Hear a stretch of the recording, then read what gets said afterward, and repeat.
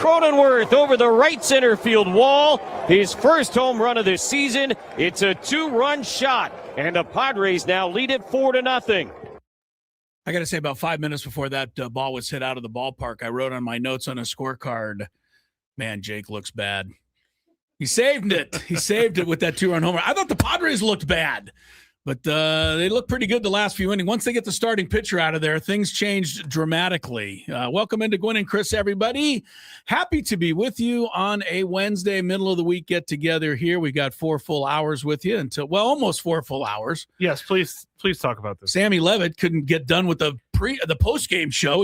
We gave Sammy Levitt like an hour and 40 minutes for the post-game. Yep.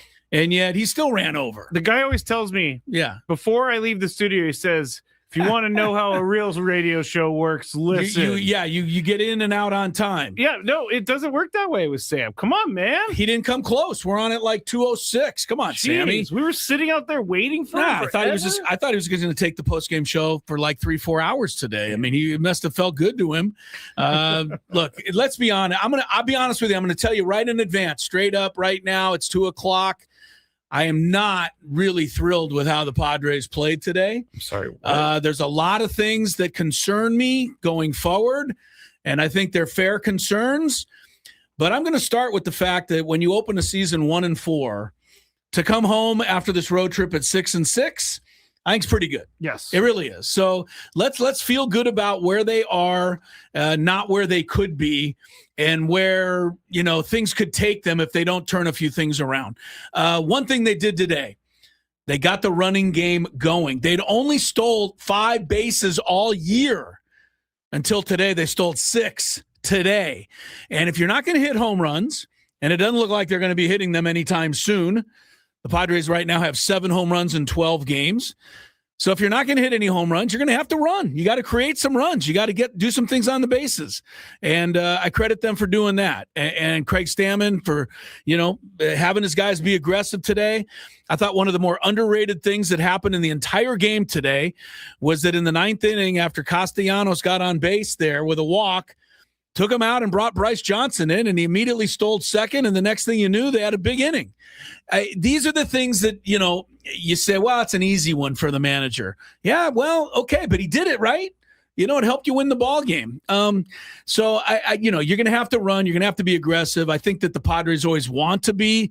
The situation hasn't been presenting itself that much this year, but today it did. They took full advantage of it. Top Ramon played a great left field today. Thankfully. I don't know how many runs he saved just by himself diving and making catches out there. Michael King, if you're going to give me 5-6 innings every time like this, that's going to be winning baseball. And the 9th inning is just a given. It's an absolute flat-out given with Mason Miller. The 7th and 8th, I got a lot of concerns about right now. Either that or Jason Adam better get back tomorrow. I think that's what they're waiting for, is for them to come home. Because the Padres' strength is that bullpen, but that bullpen is scaring the daylights out of me right now. Kyle Hart got out of that 7th inning, but he gave up his inherited runners. That's almost a given now with the Padres in those middle innings. Peralta's given up, I don't know how many, 7? I think 112. Yeah, it seems like 100 inherited runners. Estrada, I'm not sure what's going on. Estrada pitched the 8th inning today. If the fences were in by 5 feet, the Pirates would have scored 6 runs off Estrada.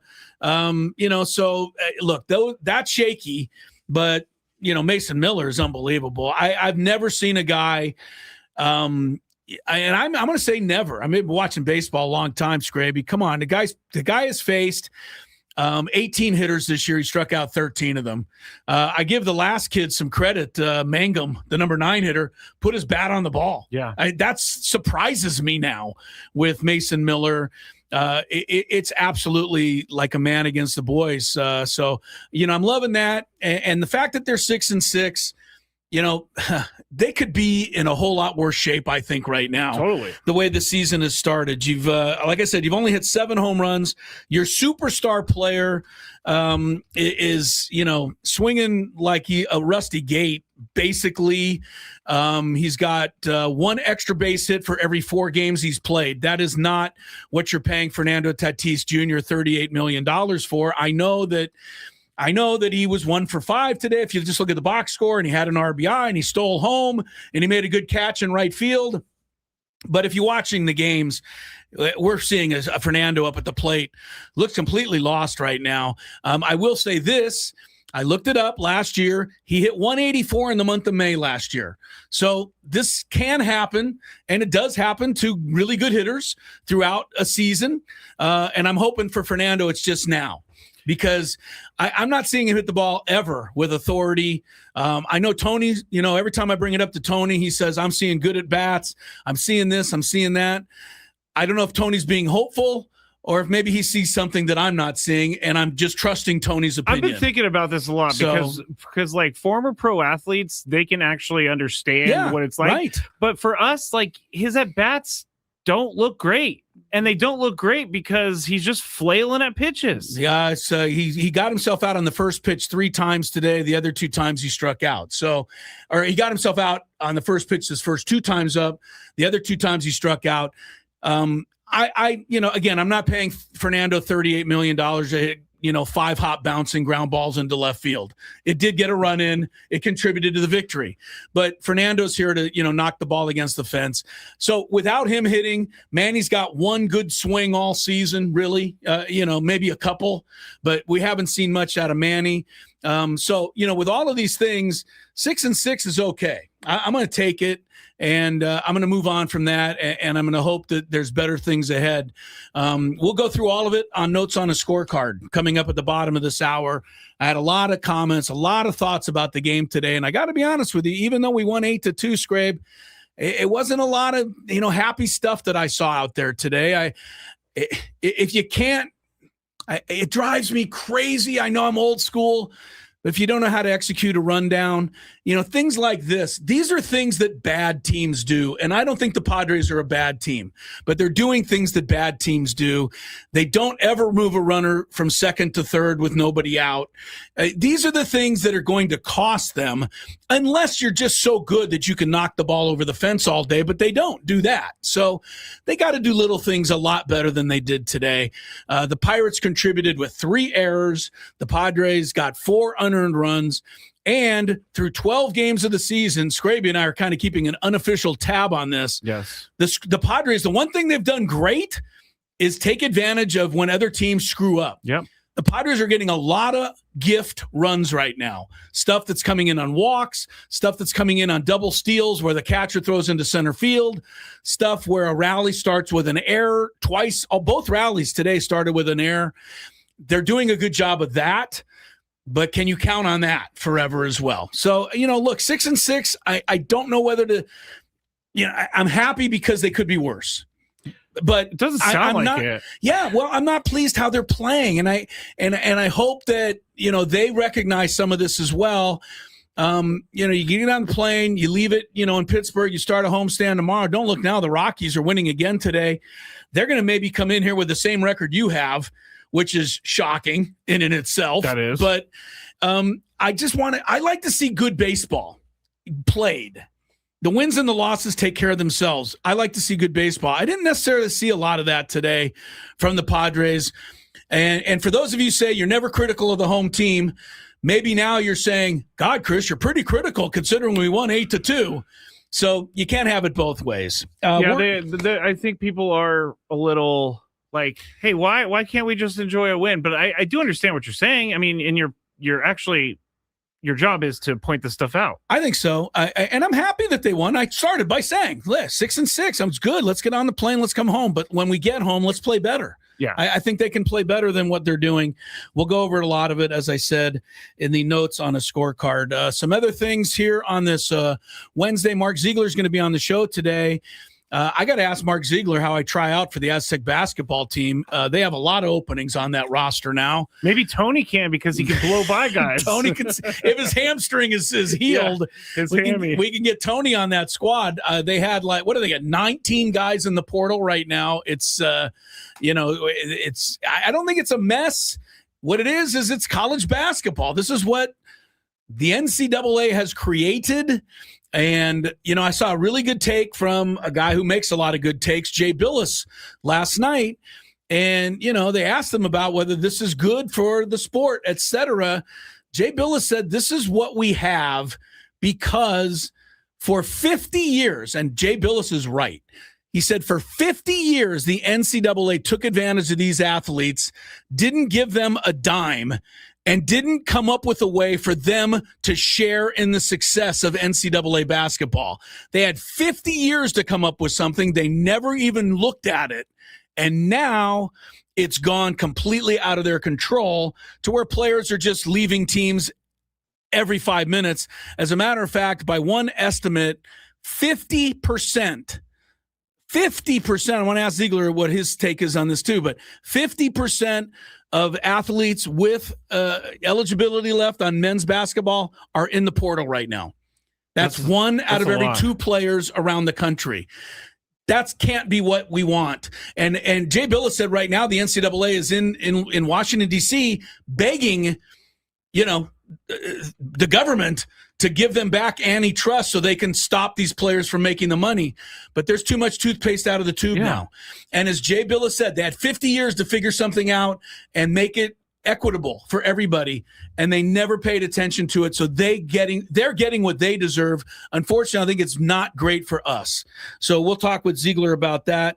Also today, we got a big 5. We're going to get a Chris First the Fans today. Yeah, we do have some Padres tickets to give away. We got more Padres tickets to give away. We've been doing that the last couple of days. I want to congratulate Scraby. Whoa. He's got a 4-day hit streak on our picks to hit. Yeah. Last night, Ryan O'Hearn kept you going. No, he didn't get hit today, but you didn't have to pick him today. No. So 4 straight for you, Scraby. I had my streak ended last night because Jackson Merrill did not do what I thought he would do, which was, bear down against Paul Skeens, but he didn't come up with anything. It's so unfair for a hitter. Like when a matchup like that happens, the pitcher has all of course they do, but the batter gets 3-4 chances. You got to get me one. Jackson didn't come through, so I'll be starting a new streak tomorrow, hopefully. But Scraby's on to 4. What did you think of Paul Skeens, real quick? I'm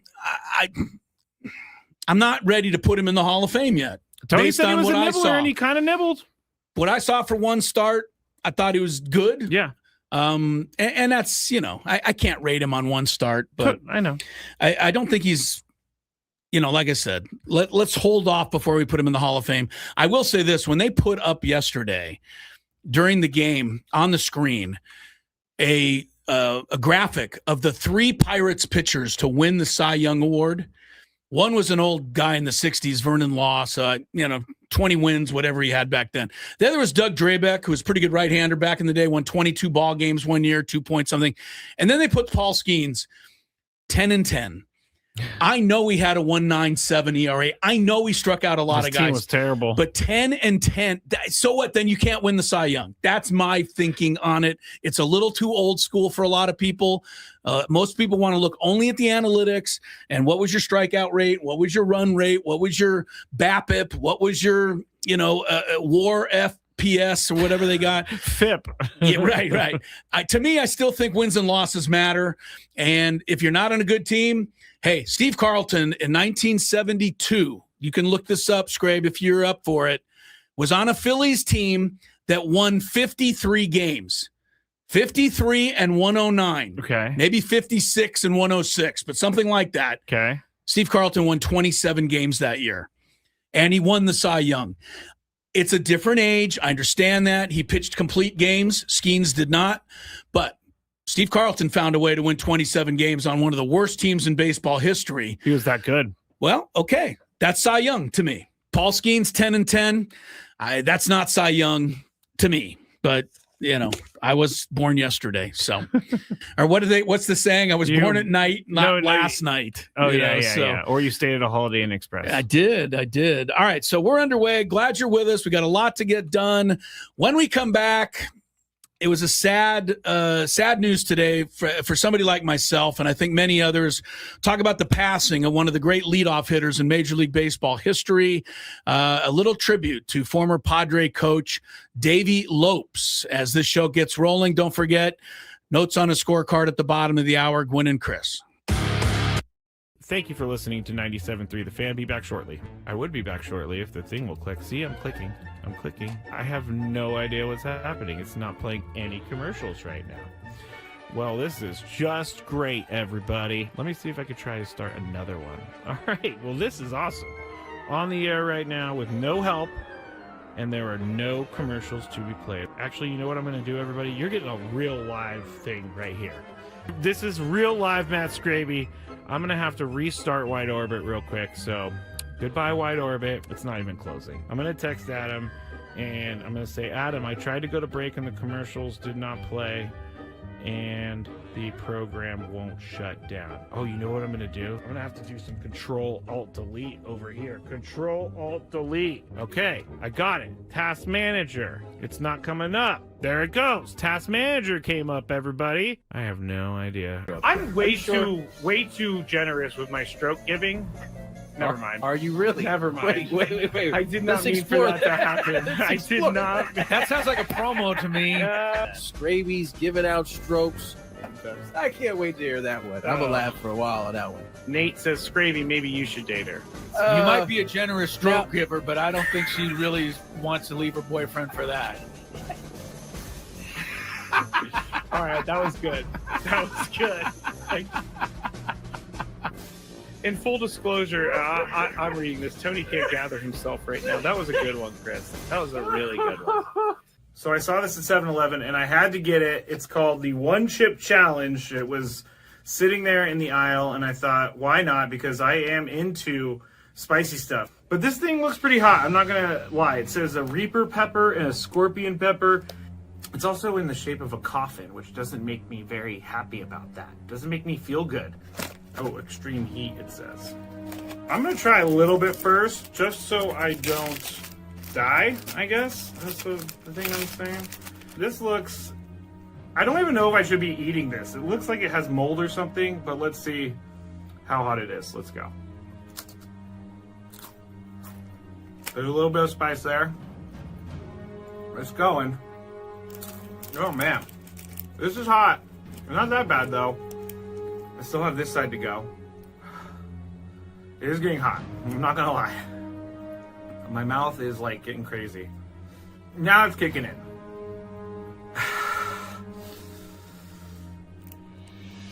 I'm not sure if I'm gonna finish this. Honestly, it's getting serious. I gotta go with the milk. My mouth is dying right now.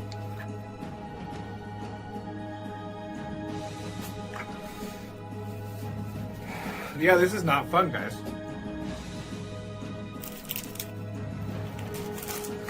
Never gonna do that again because my mouth is on fire.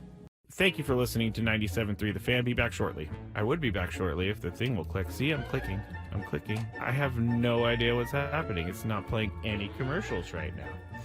Well, this is just great, everybody. Let me see if I could try to start another one. All right. Well, this is awesome.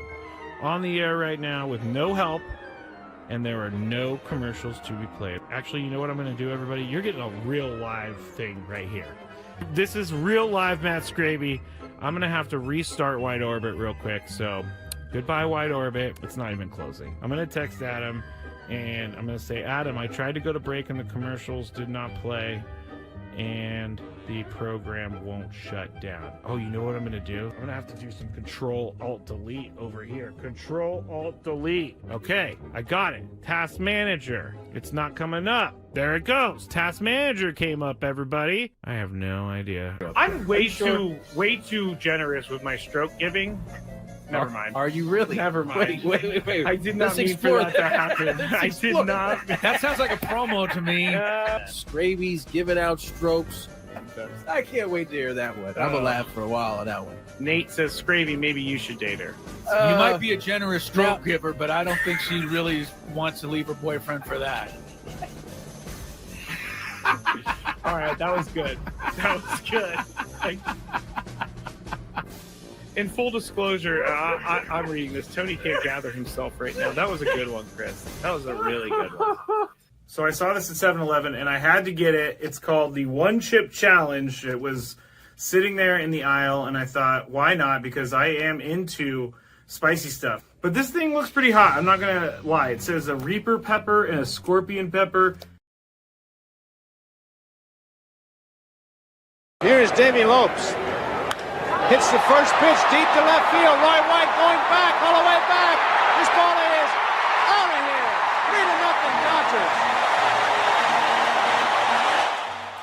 3-0 Dodgers. Davey Lopes passed away today at the age of 80. Very sad for a lot of us from my era of Major League Baseball. We welcome you back to Gwynn and Chris. 2:25 is the time. Padres over the Pirates today, 8-2. Padres will come home with a 6-6 record, taking on the Rockies tomorrow. And we'll have more on the Padres victory today. Our notes on a scorecard in just a moment. Scraby, I think all of us have people or celebrities or athletes, or maybe it's a family member, an uncle who was there, whatever it is. And I'm not trying to compare Davey Lopes to, a relative. But my point being, we all have somebody during our formative years, right? I'm going to say teenage years, that just kind of was a constant. Everywhere you looked, somebody you remember more than other people.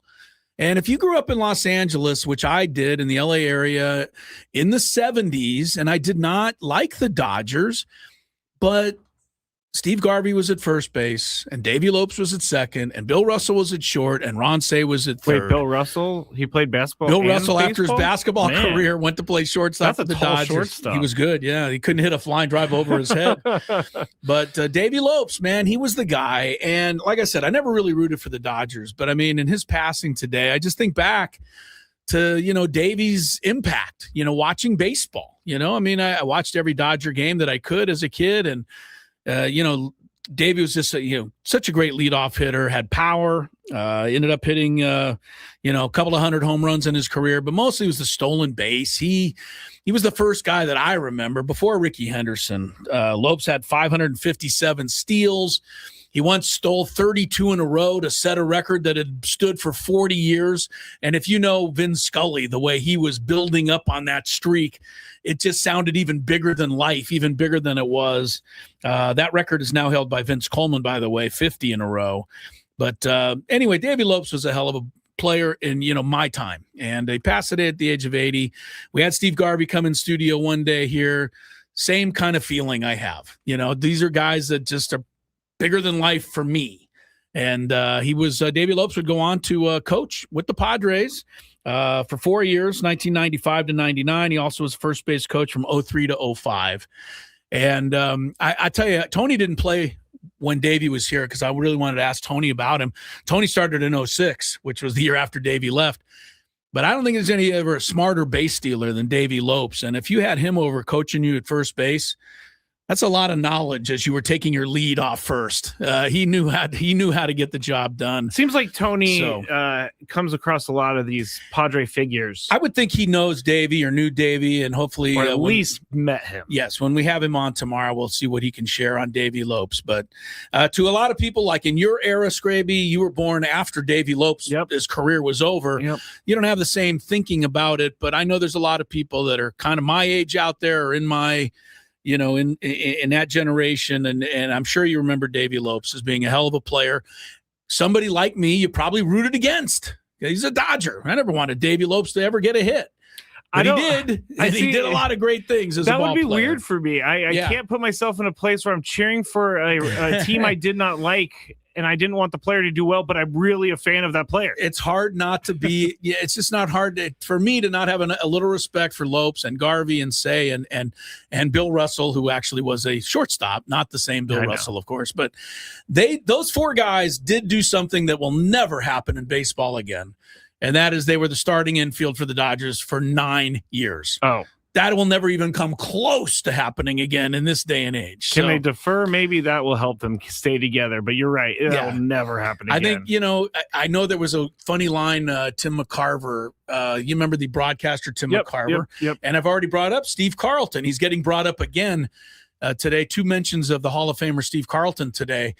But Tim McCarver was Steve Carlton's personal catcher when he was with the Cardinals and then with the Phillies. He was a Fox announcer? He ended up, McCarver was the guy that you know as a broadcaster. Yes. But when Steve Carlton would pitch, everybody sat down and Tim McCarver was the catcher. And Tim McCarver, I think, once famously said when he died, he and Steve Carlton were going to be buried 60 feet, 6 inches apart. So that's funny. It was funny. And I think that, you could make the same joke about the Dodger infield. You Yeah. put Garvey over here, you put Lopes there, That would put be. Russell there, and Say over there somewhere. So anyway, sad the passing of Davey Lopes today at the age of 80. Passed away in Rhode Island. His wife told people the bad news today. Back to Mason Miller, who did finally allow a ball hit into play today. Do you know who maybe quietly celebrated that? Quietly. Shohei Ohtani? No. How about Jeremiah Estrada? Here's why. Because before, I don't know Mangum's first name for Pittsburgh, the number 9 guy today, but he grounded out to end the game against Mason Miller. That ended a streak of 11 consecutive hitters that Mason Miller had struck out. I did see this. And that means Jeremiah Estrada continues to hold the record of 13 in a row in 2024. So that was incredible. That was incredible. When Estrada did that, just imagining that 13 straight guys couldn't put the ball in play, I would say this. That record is in jeopardy soon. Mason Miller got stopped at 11 today. Doesn't mean he's going to not start another one tomorrow or the next day. Let me ask you about this aspect of everything. Mason Miller, it wasn't a save opportunity today. Was having a talk with Adam before the show. Should he have come in? There's no day off tomorrow. So if he needs to close here in the next couple days, he might not be available, stuff like that. Do you think he should have come in? I thought of the same thing. It'll be in notes in the scorecard, but I'll give you a little preview of it. Okay. I think Craig Stammen did him a solid today. I think so, too. He's from Pittsburgh. Yes. I think he wanted him to get the pitch there, and I don't think there's anything wrong with that. I don't think there's anything wrong with that either. Doing but one of your players a solid. We'll see on Saturday when we need Mason if he Miller has to go his close the 9th game. straight save. But yeah, I thought of the same thing. I think the other thing for Stammen, and we can ask him, tomorrow, but Mason Miller was warming up in the 8th inning because it was still a close game. It was. You don't want him to warm up and then not pitch. So I think there was 2 reasons why he used him against one reason not to use him. By the way, Mason Miller's scoreless streak right now, going back to last August, 26 2/3 innings.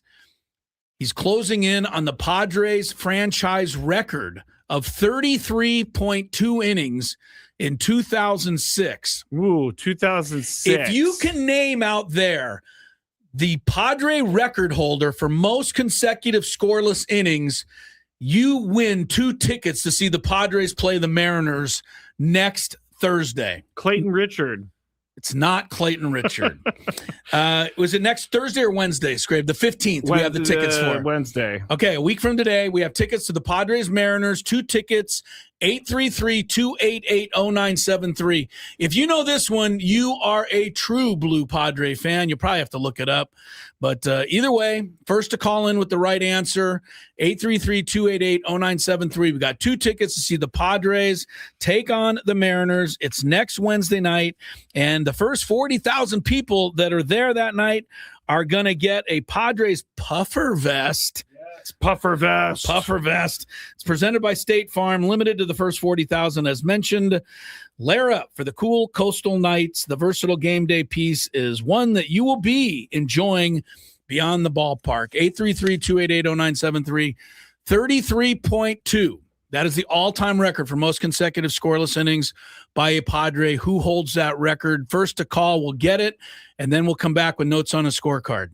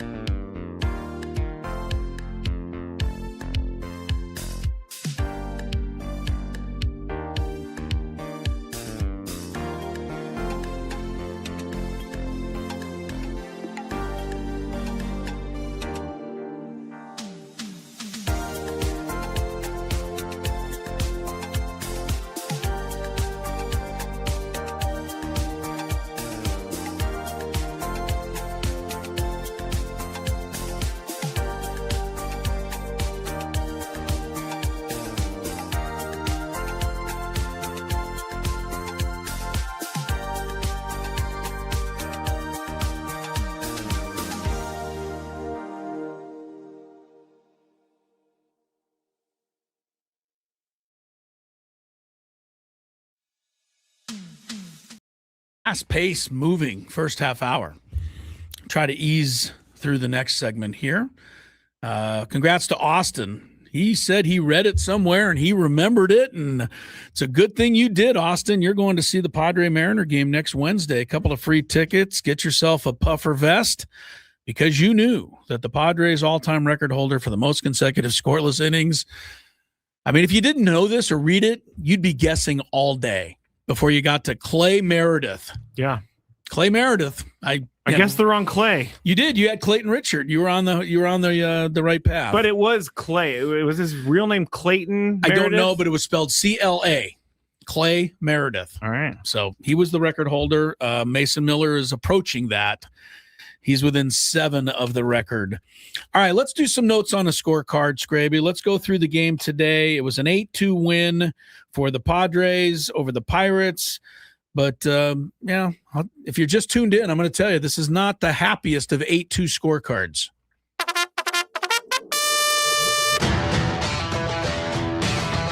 What did Chris like?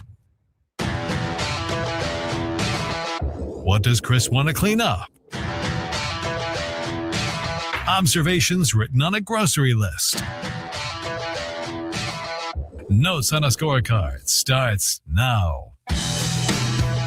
All right, my wife's grocery list is here. It's running out of pages, but she'll buy another one. Man, that grocery list company gets a... You like this particular one because it's got the fruit and fruit coffee on it. Yeah, it's got some strawberries. It looks like a grocery list. It does. All right, first thing I put down today, leadoff hitting for the Padres. Not good. Don't know if you're aware of this. Laureano, easy fly ball on a 3-1 count. These things frustrate me just a little bit. I know it's not easy to hit, but 3-1, you need to be hitting line drives. Anyway, that said, Padre leadoff hitters, despite Laureano's 2 for 5 today, are hitting 140 this season. Yeah, not great. They haven't found the right guy yet. And maybe Laureano will be that. Maybe they just got to go back to Fernando. I don't know what they got to do, but 140 for your leadoff hitter is second worst in baseball. The Padres over the last few years have struggled with that leadoff. Can't find a guy. Davey Lopes would be perfect. Well, let's get him on the team. Let's resurrect Davey Lopes. Fernando is second up. We talked about him a little bit already, but pops out to the catcher on the first pitch. That's not much of a powerful at bat, I must say. One of the most annoying outcomes in baseball. You don't even get out of the batter's box. No, and then, you just watch it happen too. It's like, bloop, bloop. Yeah. Fernando's at 196 right now. He's barely below the Mendoza line.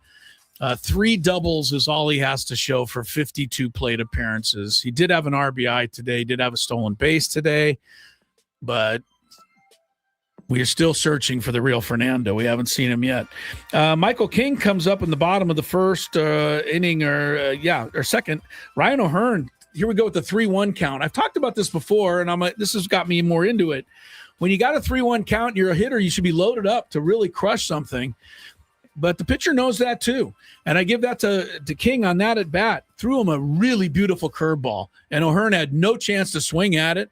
Got him out on an easy grounder the next pitch. It's part of the game that's going on between pitcher, hitter, catcher. The game within the game. It is. It's a big deal. I don't have the exact stats in front of me, analytics, but I know that if you 3-1 count, batters hit like 350. As opposed to an 0-2 count, they hit like 119. So the count is a big deal, and how pitchers and batters handle that is a big deal. Top of the third, you get a leadoff double by Sheets, but Bogarts lines out to short. He hit it hard, but you got to move these runners. We talked about this. Productive outs, especially when the team's not exactly mashing the ball. Andujar hit a soft bouncer to the first baseman after that. I'm not so sure that wouldn't have scored a run had the runner been moved over to third. These are things, are you being picky? Yeah, I'm being picky. But when you lose some one-run games of the Dodgers in August, you're going to remember this kind of stuff. Connor Griffin showed him on the bench. Didn't look like he'd get off the bench. His wallet had $140 million in it. That's a lot. 9-year contract today. I think about this. This is fantastic for him, etc. And give the Pirates credit. They're finally spending some money. They're trying to keep some sort of superstar. How do you couch that as Connor Griffin, though? You're 19 years old. You don't have anything accomplished in your career at all, and you're already richer than just about every player on the team. That would be a weird thing, I think. It would be, but how do you handle that? I don't think know he's how going to you figure handle out real quick that with money comes a lot of pressure. I think he's already under some pressure. All right, bottom of the third, they get a leadoff double. What do they do with it? Well, they get the first out, and then my least favorite play of the whole game. Runner at second, 1 out, ground ball back to Michael King. He turns, he sees the runner halfway between second and third, and he immediately throws it to third. Run down 101. 101, they teach you starting in Little League. When there's a guy in a rundown, take the ball, you run right at him. Everyone knows it. Michael King should know it. And I hate when they screw this up. I hate the fundamentals being boxed up this badly. Michael King threw to third. What happened? The runner ran right back to second. Everybody was safe. Now, it wasn't a great throw by Andujar back to second. I'll say that. But it should never have happened. Get the ball. Know what to do with it. Get that out.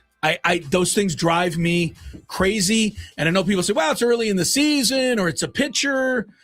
Like I said, Michael King's been playing baseball since he's been 6 years old. I guarantee you he's been taught how to do a rundown.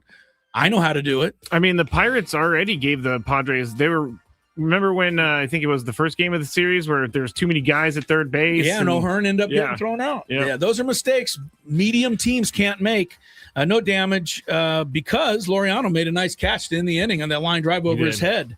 Went back, made a beautiful play. He ended up saving like 6 runs today himself. He really did. Out in left field. So no damage, but it drives me crazy. Bottom of the third, again, they get a leadoff double. O'Neill Cruz this time. I'm being too critical. I know it, but I'd like to see just a little quicker movement from Gavin Sheets. I know he couldn't get that one, but he missed one last night that he maybe could have got to. I think I'm going to have to live with it. He's just a big, lumbering guy at first base. The good news for Gavin Sheets, if you hit a ground ball at him, he's going to make the play. He started 2 double plays today, so I'm going to live with that and just have to be agonized when there's a bouncer just out of his reach that goes down the line for a double. There's also been some questioning of defensive positioning here in the recent couple days. Look, you got left-handed hitters. What everybody does, you move the guy over to shortstop, the third baseman. But you're right, the Pirates keep hitting the ball where nobody is. It seems like a lot of the teams are doing that. Well, welcome to analytics. Don't blame Stammen. Blame analytics for that. All right, Cruz is on second with nobody out. Brandon Lau hits a line drive to Fernando in right field. Fernando is running toward the line. His momentum's away from the play. He catches it, spins around, throws it in. Cruz is standing on second. I hate that. Again, it's bad baseball. Recognize the ball is going to be caught, get back and tag up with 1 out and get to third. You're O'Neill Cruz. So you're mad at Cruz. Yes, you're faster than hell. Get to third. Yeah, he should be. And I don't care how many home runs this guy hits. He's got all the skill in the world. I don't want him anywhere near my team. He's a very raw player. I can't stand him because of the way he plays. Anyway, because he will end up probably dropping a fly ball. It's going to score a bunch of runs. He's a liability. He didn't do it this series, but he'll do it again. After that, though, another first and second. Nice 3-6-1 double play again. Sheets started it.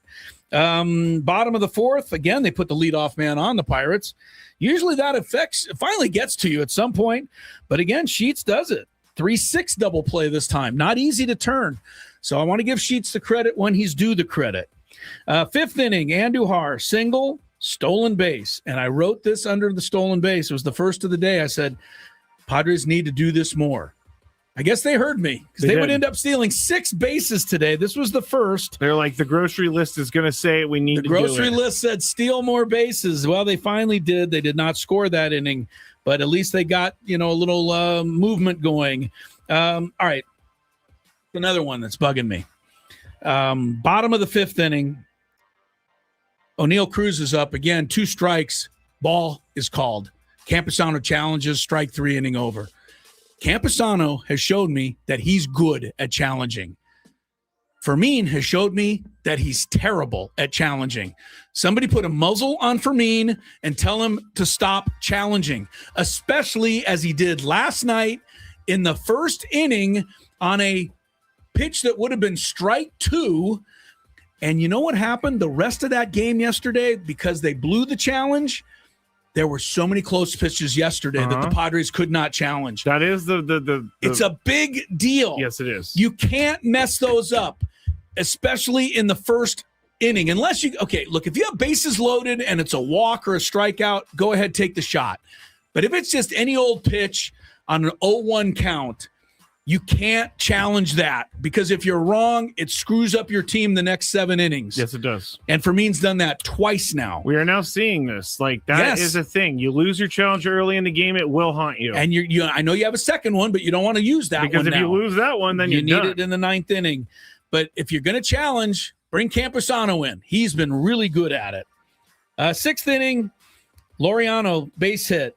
Tatis shows bunt. 2nd day in a row. That tells me right there that Fernando's not right. I thought about this. I was like, what? He's not paid to sacrifice. No. But it's not, even if he's surprised, it still doesn't matter. Like, the surprise bunt wouldn't have done really anything right there. Well, he struck Except for out move the anyway. runner. He struck out after a 3-0 count. He ended up striking out. Top Ramon steals 2nd, and then is awarded 3rd on a terrible call by the umpire. Thank you very much. Laureano was out, trying to steal 3rd. The 3rd baseman, York, caught the ball, put the tag down. The umpire goes, he was blocking the base. They showed the replay. It wasn't even close. Thank you, but you got to start making calls like that. And if you can't challenge that, then they put it in the rule that you can, because I don't think the Pirates could challenge the call. They should have been able to. Laureano should have been out. Thank you very much. Laureano gets 2 stolen bases today. That one was a bit lucky. Padres didn't score.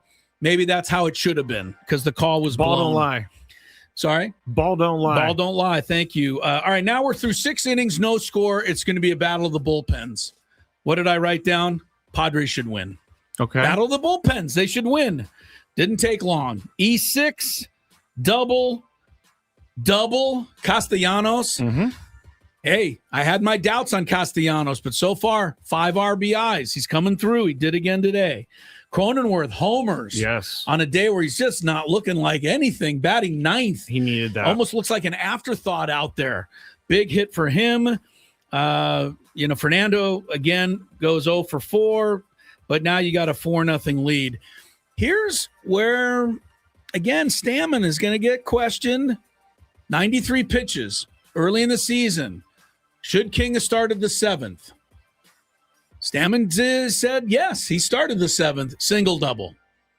The only thing I will give Stammen credit for, at least he already had Kyle Hart up and ready if needed, and he was needed. So at least he didn't oops, I better get somebody up. Yeah. Because it would have been too late maybe.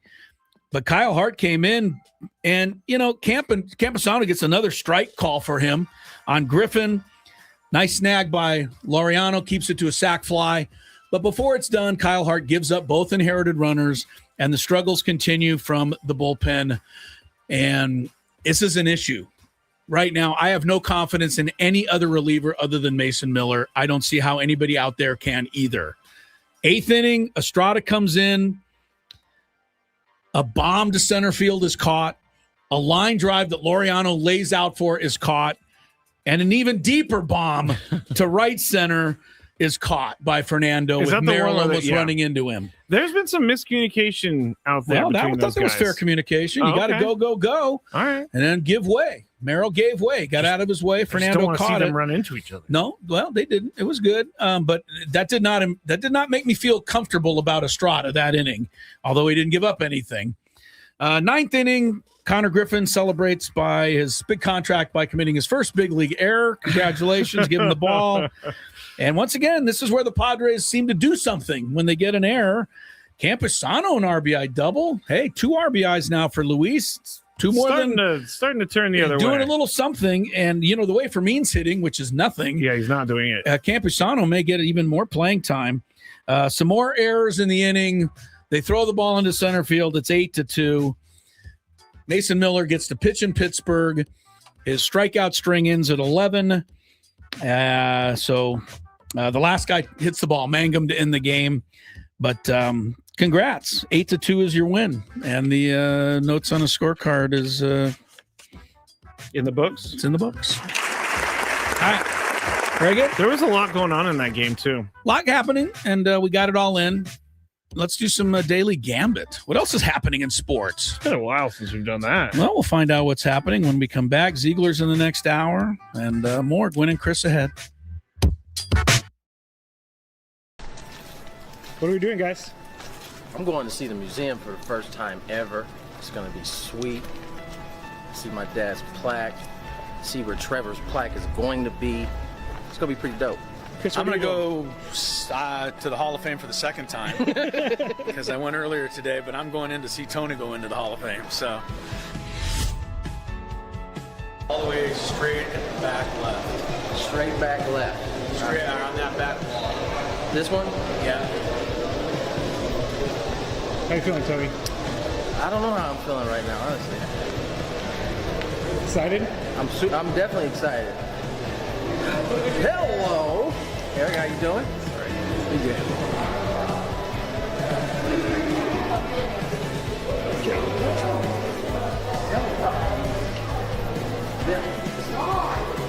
Wow. Just like I told you, next to the famous Barney Dreyfuss and Leslie Wilkinson, whoever they are. That does look like them. I know. It's a good shot. They don't do them all that great. That one's good. Really good.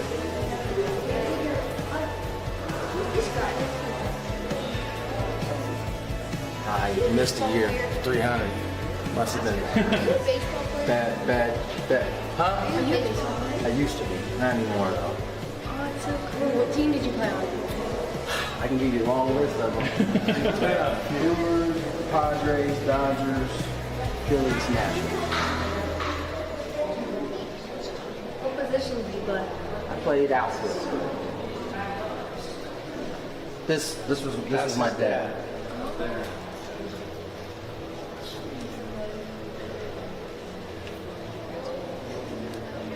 Oh, there's Dick Williams, Goose. I think he'd be pretty happy with his company over here. So. What are you thinking to see it for the first time? I'm thinking I'm hot. I'm quite warm right now, but it's cool. I mean, it's what I thought it was going to be. I mean, who not too many people can say they have a dad that's enshrined in this place, so I think this is awesome. What are we doing, guys? I'm going to see the museum for the first time ever. It's going to be sweet. See my dad's plaque. See where Trevor's plaque is going to be. It's going to be pretty dope. Chris, I'm going to go to the Hall of Fame for the second time because I went earlier today, but I'm going in to see Tony go into the Hall of Fame. So all the way straight and back left. Straight back left. Straight on that back wall. This one? Yeah. How you feeling, Tony? I don't know how I'm feeling right now, honestly. Excited? I'm definitely excited. Hello! Eric, how you doing? Pretty good.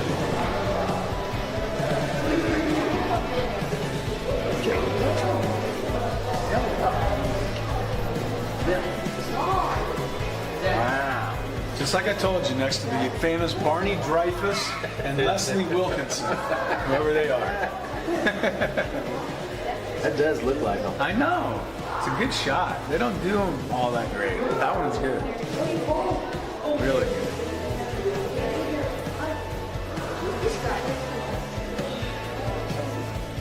I missed a year. 300. Must have been Baseball player? bad. Huh? Are you a baseball player? I used to be. Not anymore, though. Oh, it's so cool. What team did you play on? I can give you a long list of them. Brewers, Padres, Dodgers, Phillies, Nationals. What position did you play? I played outfield. This was my dad.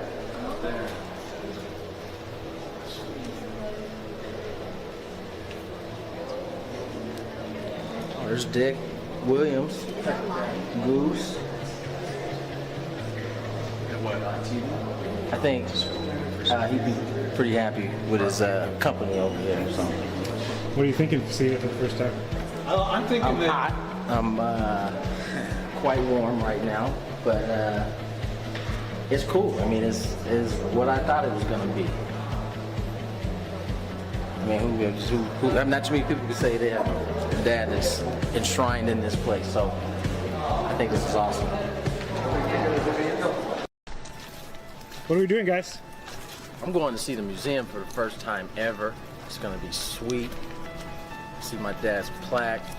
See where Trevor's plaque is going to be. It's gonna be pretty dope.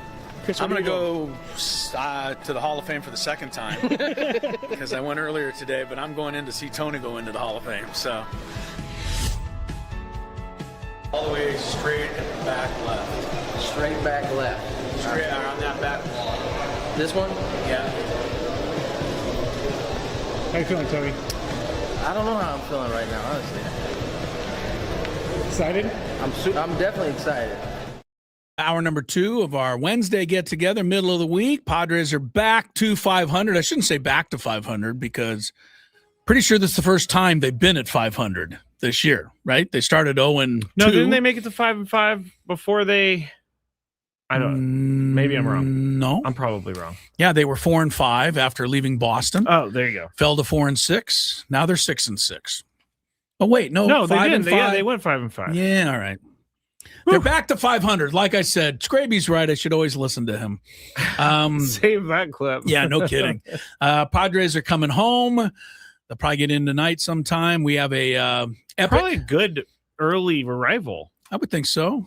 What time they would leave? Maybe 1:30 or 2 after the game, Eastern time. And I'm gonna go look for their flight right now. No, the game started at 12:30. Started at 12. It started at 12:35 their time, so you get through. Probably take off at 6 hours, midnight, 9 p.m. Okay. Speaking of 9 a.m. tomorrow, we will have the epic Padres Roundtable. And guess who is going to be part of the epic Padres Roundtable tomorrow? None other than Mark Mudcat Grant. Special guest on the epic Roundtable tomorrow. That's awesome. Yeah, I'm excited just to have Mudcat here for sure. That'll be at 9 a.m. tomorrow from 9 to 10.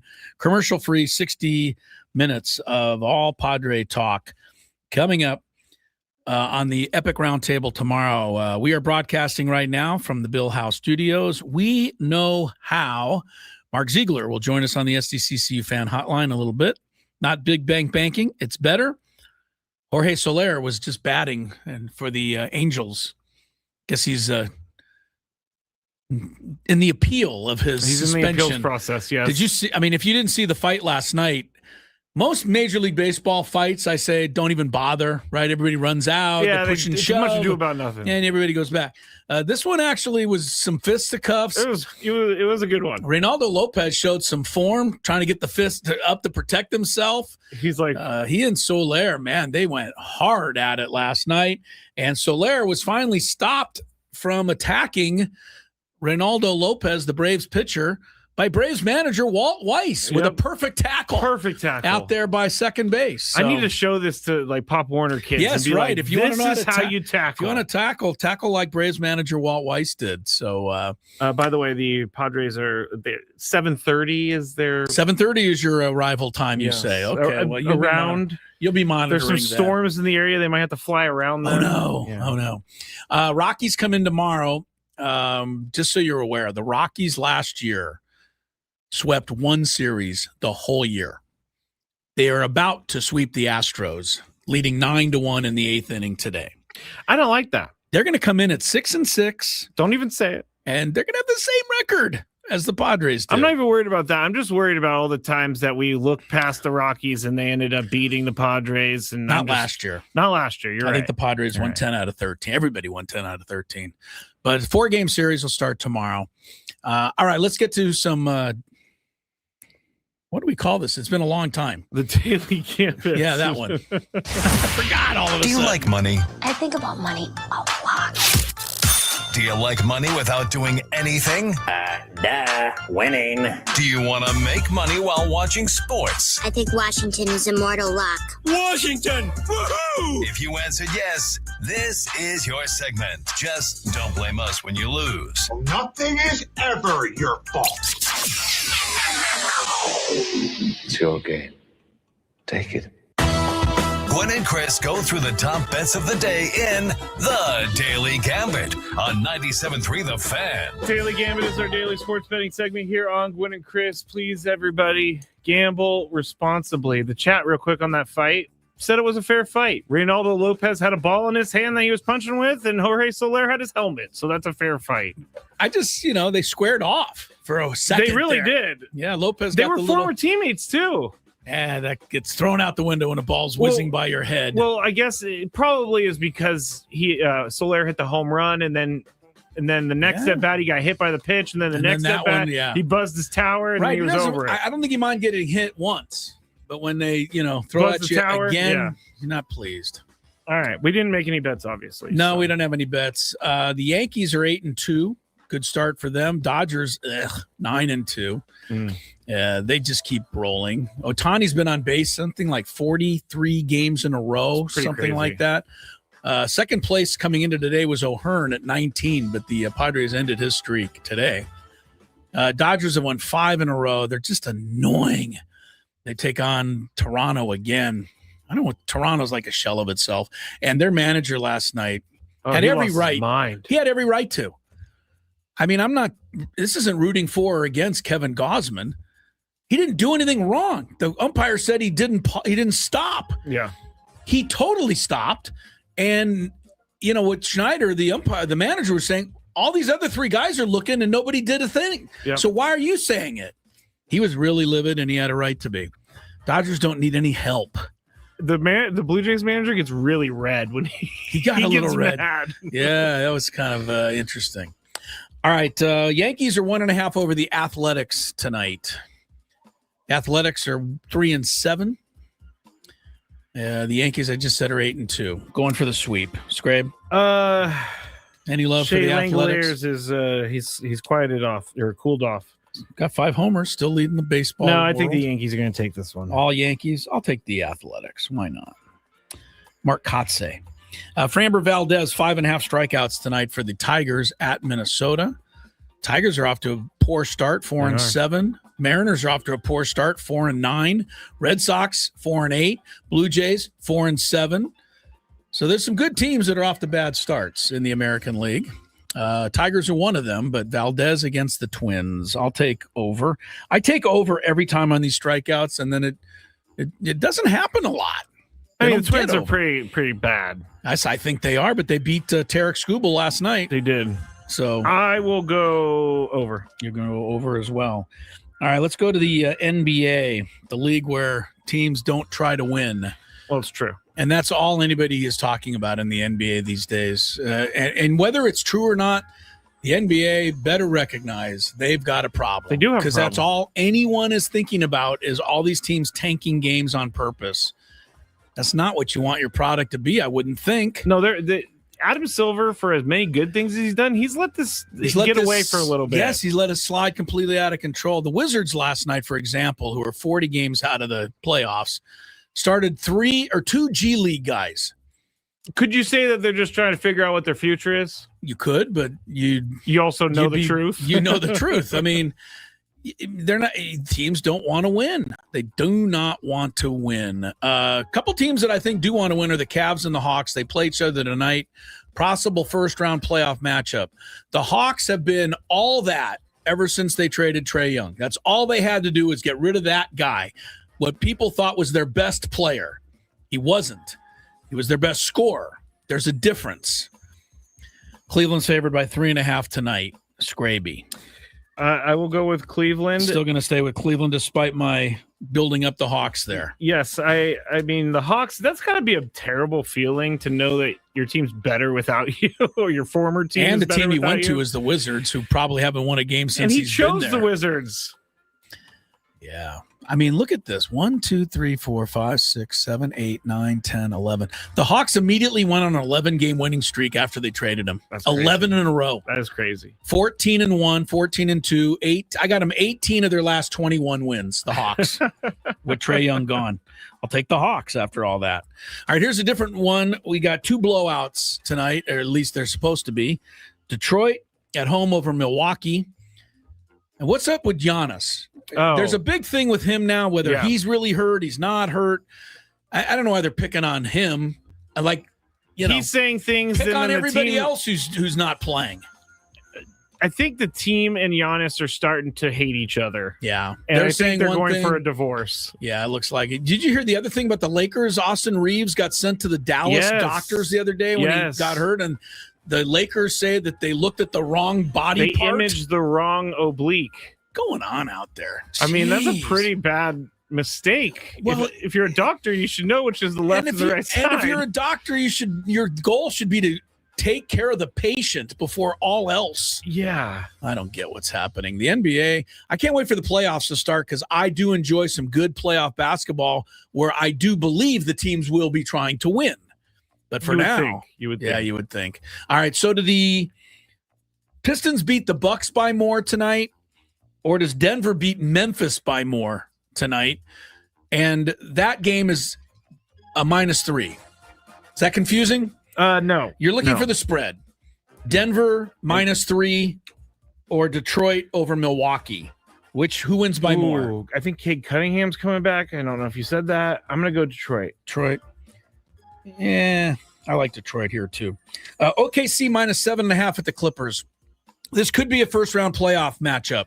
Clippers are in the 8th spot right now. Depending on the play-in, they could match up with OKC in the first round. But yeah, OKC is what they are. I mean, they just blow everybody out every game. I'm going to take the Clippers because I don't like OKC, and I don't mind saying it. All I can think of when I watch them play is SGA getting away with everything, and that's the league's fault also. There's a lot of problems. They don't want to call it. They also travel. I don't need to pick on him, but there's so many guys that do what he does. They push off.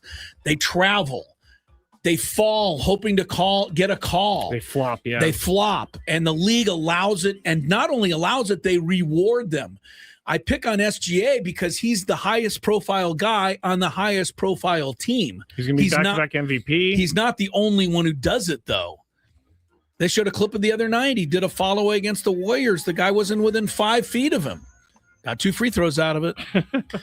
That is annoying. I will say. I'll take the Clippers here. Kawhi. I'm going to go OKC. OKC on the road. They're so good. SGA -3.5 points versus Kawhi. -3.5 versus Kawhi. Yeah. You know, I'll go with Kawhi. He scores. Yeah, this is just a rooting interest here. You just want to root for Kawhi. I do.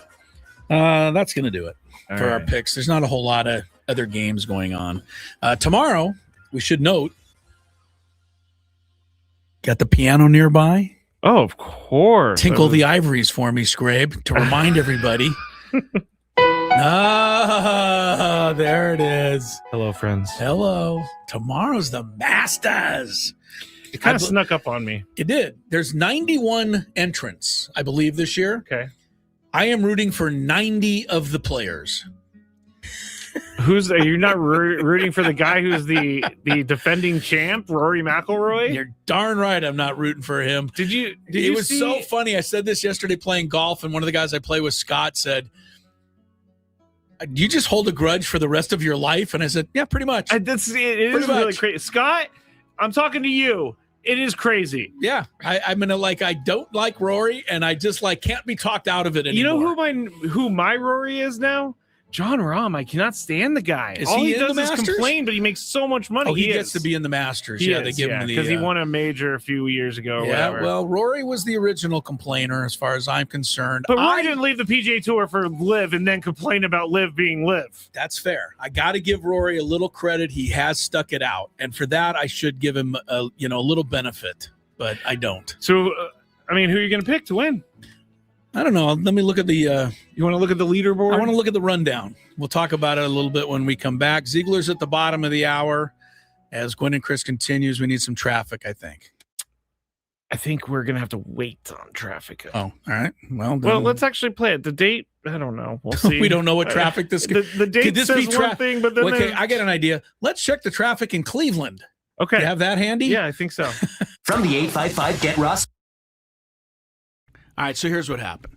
I was at the corner, and I'm going to call out the streets because who cares? It was Claremont Mesa Drive and Ruffin Road, which is pretty close to our radio station here. Yep. I had to run over and pick up a little cash from the bank. That was simple, trip before I came into work. And I'm on Ruffin Road, coming up to Claremont Mesa Boulevard. Ruffin Road can be a little rough sometimes. Well, they could pave that. It wouldn't hurt. Yeah, it wouldn't hurt. They can't call it paved road. I know that. Wait, your issue isn't the potholes in the road? No, that was I'm used to that. So we come up on Claremont Mesa, and we're at the stoplight. I'm in the left-hand turn lane to turn left on Claremont Mesa. I'm the third car back. And there's 2 left turn lanes. There's 3 cars in line here. And then the going straight is also red. And that is backed up each of the lanes. So that I've got cars on my right. I've got cars on my left. I got 2 in front of me. I got people behind me. No big deal. Light cycles through. And our turn doesn't come. Oh, no. So the cross traffic gets to go again. And then the people coming across in our direction, they get to go again. And then for a second time, they skip our turn. Well, that's what I thought. So now... Actually, you're not going anywhere. You're stuck. Right, you're stuck. You're not going anywhere. And my first thought, of course, as a good scout or, athlete, is to look around. Is there any way out? Can I back up? Can I, I'll do anything. But there is nowhere for me to go. No. It happens a third time. Whoa. And I'm pretty clear at this point, this light's broken. And I'm starting to think, how are we going to get out of this? Am I going to have to call, the police to come and fix it? No one's going to know it's broken. 911 emergency response. Yeah. Emergency. Ruffin Road in Claremont. The light is stuck. The light is stuck. And so this is 5 minutes probably, but you can imagine 5 minutes. No, that's a long time, That's a long right? time. Well, when it comes to the 4th time, I finally start just leaning on my horn. Oh. I'm trying to get... What are the people in front of you going to do? Well, because there was a moment, right, after the traffic comes this way, it paused. You want them to run the light. You could at least a couple people could run the light. We could get this going here. You want them to run the light. I did. Break the law. Well, they had to. Otherwise, we'd still be there. Anyway, so this is going on. So I'm starting leaning on my horn. The lady next to me looks at me like, what the hell are you doing? Good for her. Good for her. And good for her.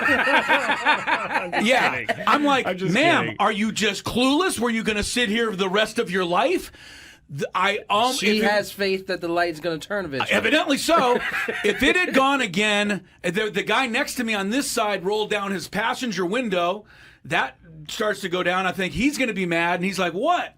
And I'm like, I'm pretty sure the light's broken. Like, how do you not know this? We've all been sitting here for 6-7 minutes now. The 2 cars at the very front of the left turn lane are not budging. So they apparently are content to sit there for as long as it need be. They also have faith that the light is going to turn. But I have no faith. What gives them that faith? Yeah, but what gave them the faith? I mean, it had cycled through 4 times now. The 5th time, I was going to just have to get out of my car and walk up to that and go, will you please do something? Or get, and if you don't, and I would have, something. You know what I would have said? If you don't want to run the light, just get out of my way so I can run the light. I'm not sitting here the rest of the day. And finally, on the 5th time, the first 2 people ran the light, and the next person was able to get you know what I mean? And after a couple more cycles through, I got out of there. But I don't know. Did the light ever start working? I don't know. If you're at Claremont Mesa and Ruffin Road, you might still be there. I don't know. This was 45 minutes ago or so. Wow. So my question to you is, how differently would you have handled this than I did? And I'll start with you, Tony. Would there have been any difference, or do you know? I don't know if I would have laid on my horn. You would have just never laid on it. I think I might have maybe rolled down the window, see if I could talk to somebody, see what else. See if anybody else was in on it? I don't think I would have laid on my horn because, listen, what you're asking is for them to, which may not be easy for everybody, and that is the timing between when because they're waiting for their light to turn. Yes, right? they were waiting for the light's not going to turn. But that also then requires them to guess the exact kind of when the timing of when they can go. And yeah, well, you know what? Figure it out. I think a lot of people wouldn't be comfortable with running the light, with even running the under light. these circumstances. Well, I think, not when there's other cars that could actually hit them. okay, I think you are right. And the reason I think you're right is because of the 40 to 50 cars that were now piled up in my area behind me and around me. I was the only one honking. Right, and then nobody else thought to do this. All right, so here's what happened. I was at the corner, and I'm going to call out the streets because who cares? It was Claremont Mesa Drive and Ruffin Road, which is pretty close to our radio station here. Yeah. I had to run over and pick up a little cash from the bank. That was a simple, trip before I came into work. And I'm on Ruffin Road, coming up to Claremont Mesa Boulevard. Back end, Fernando will come in by stealing home. 8-2 Padres here in the ninth. Padres steal 6 bases today. That's more than they had going into the game for the season. They had 5 in the first 11 games. They ran wild on the Pirates today. Welcome back to Gwynn and Chris. Padres 8, Pirates 2. And the Friars won 5 of 7 after, that 1-4 start had everybody heading for the ledge. It was a bad start. It wasn't a good start, but things are a little bit better now. Tommy Fleetwood and Wyndham Clark had hole-in-ones today in the par 3 contest at Augusta. Have you been to Augusta? No. No, but my grandpa, this is a famous story in our family. My grandpa took a bunch of people to Augusta years and years ago, but I wasn't included on purpose. Because you were not behaving well. No. I wasn't included because I wasn't a brother-in-law or a son. Or son-in-law, I'm sorry. Son-in-law or a son. Even though I got taken to everything. So I expected to go on this master's trip, and then they had to deliver it to me. You are not going. You are staying right here. It was hard. It was hard, Chris. Is that what led you to drinking? It was a contributing factor. It was a contributing factor. I'll never forget that moment. You know what my wife has been doing the last 3 years, unbeknownst to me? What? She puts in for Masters tickets every year. I didn't even know she was doing that. Yeah. Wow. She said, I've put in for them like 3 straight years. We obviously haven't got them, but I didn't even know she was trying that. That's crazy. I wouldn't ever expect that. I personally don't have a lot of desire to go. It's not on my bucket list like a lot of people's, but if she gets tickets, I'd like to go. I think I want to go one day just because of the I want to get an egg salad sandwich for $1. And like the price, like people say when you walk into Augusta, it's like going back in time because you're not allowed to use your cell phone, or not really supposed to be allowed to use your cell phone, and everything is a cheaper price. Beer is like $1.50. You get to drive down Magnolia Lane, I would think. I don't think you can. Oh, you don't? Well, only the golfers come in that way? I think so. Oh, yeah. They put us riffraff on the riffraff parking. Kevin Other X entrance. Yes, it's parking over there. The riffraff entrance. Well, we'll see if I ever get to go. I would honestly almost feel bad about getting to go if you didn't get to go. Oh, don't worry about me. But I would not want to. I would not want to make Lori have to go to Georgia with you. That wouldn't be fair. No. If you guys win tickets, you should go, Chris. You know what else my wife put in for, and I suggest to anyone out there, if you're thinking of this or haven't thought of this. She's already put in ticket requests for the Olympics. Oh, my sister's in 2028 all over this, and she is annoying me about it. She's annoying you. My wife last night got an email from the Olympics, and apparently we have a window of opportunity now, which starts, I think, Sunday night. We have 48 hours to go in and buy some tickets. So we're pretty excited until I saw the price. What's the price? Well, it looked like, because I immediately go, let's go track and field. Let's do something cool. Oh, yeah, you could get stuck in a lame sport. Yeah, I don't want to go see a horse jumping. Like ribbon dancing. Yeah, I'm not into that. And I don't want to go see a soccer match in the Olympics. Like, I can go see one anyway. Yeah, you want to see a sport you don't usually see. I want to go see the golf tournament in the Olympics. Yes. I don't want to go to even a softball, tennis, one of those. So I want to do, be there at the some track and field at the Coliseum. I think it would be fantastic and exciting.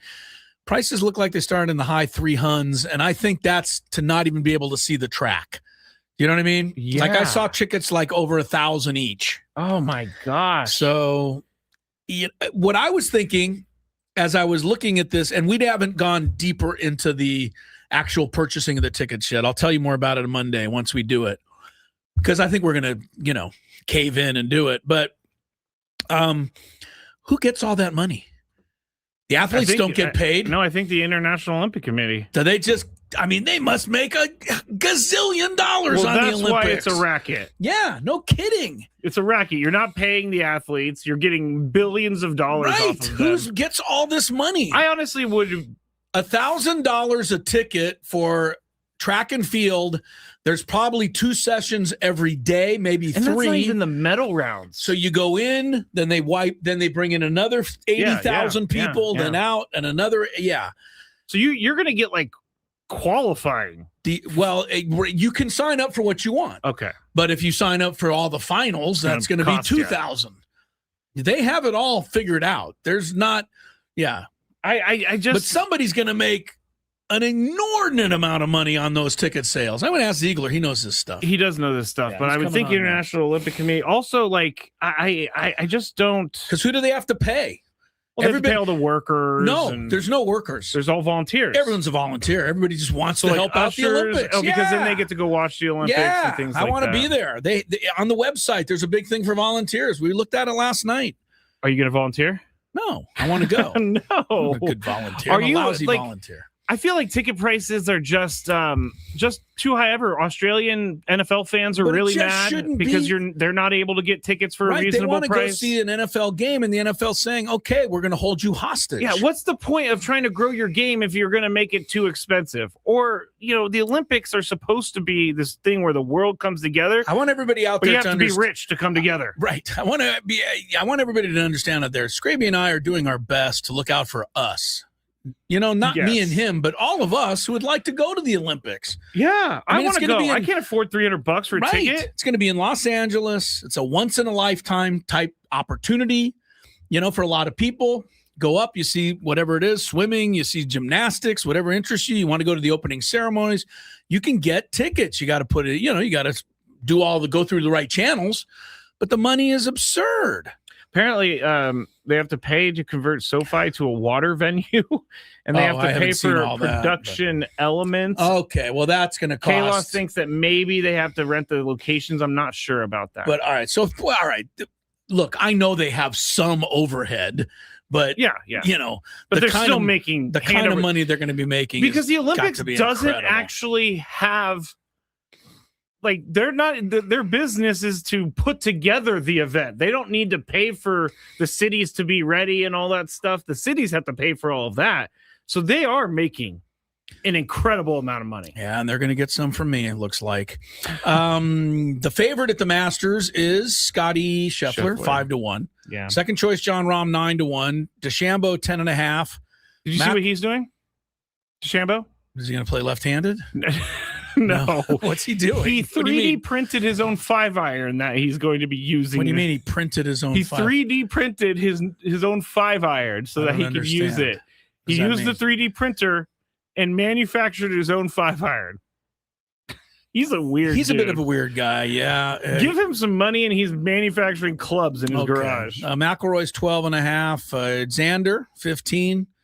Ludwig Aberg, 16. Oberg, thank you. Cameron Young is a guy that you don't know about. He's third ranked right now. Yep. It's 21-1. It's very good. Might be a sneaky pick. And as soon as you say that, he'll just blow up. He's like everyone will pick him, and he'll be terrible. Koepka's in there, 37. And we got to take a break, so I can't give you any more. But the Masters does start tomorrow. Whatever happened to Dustin Johnson? He signed with LIV. I know, but he was like the greatest thing ever. He was the Masters that everybody thought he was going to win, like running away with it. 25,000 to 1 now. Well, that Masters, when he was supposed to win it, he ended up falling down and slipping, and his socks were too slippery, and he had to pull out of the Masters because he hurt his back slipping in his slippery socks. That's not a joke, and that's a real thing. Really sounds like a joke. It does, but it's not. Mark Ziegler joins us next. I'm going to ask him a couple Olympic questions, and we'll also try to square away what's happening to the Aztecs and the mass exodus on Montezuma Mesa next. From the first pitch of the year to the biggest games down the stretch, Padres talk never stops. Roster moves, injuries, trends, and what...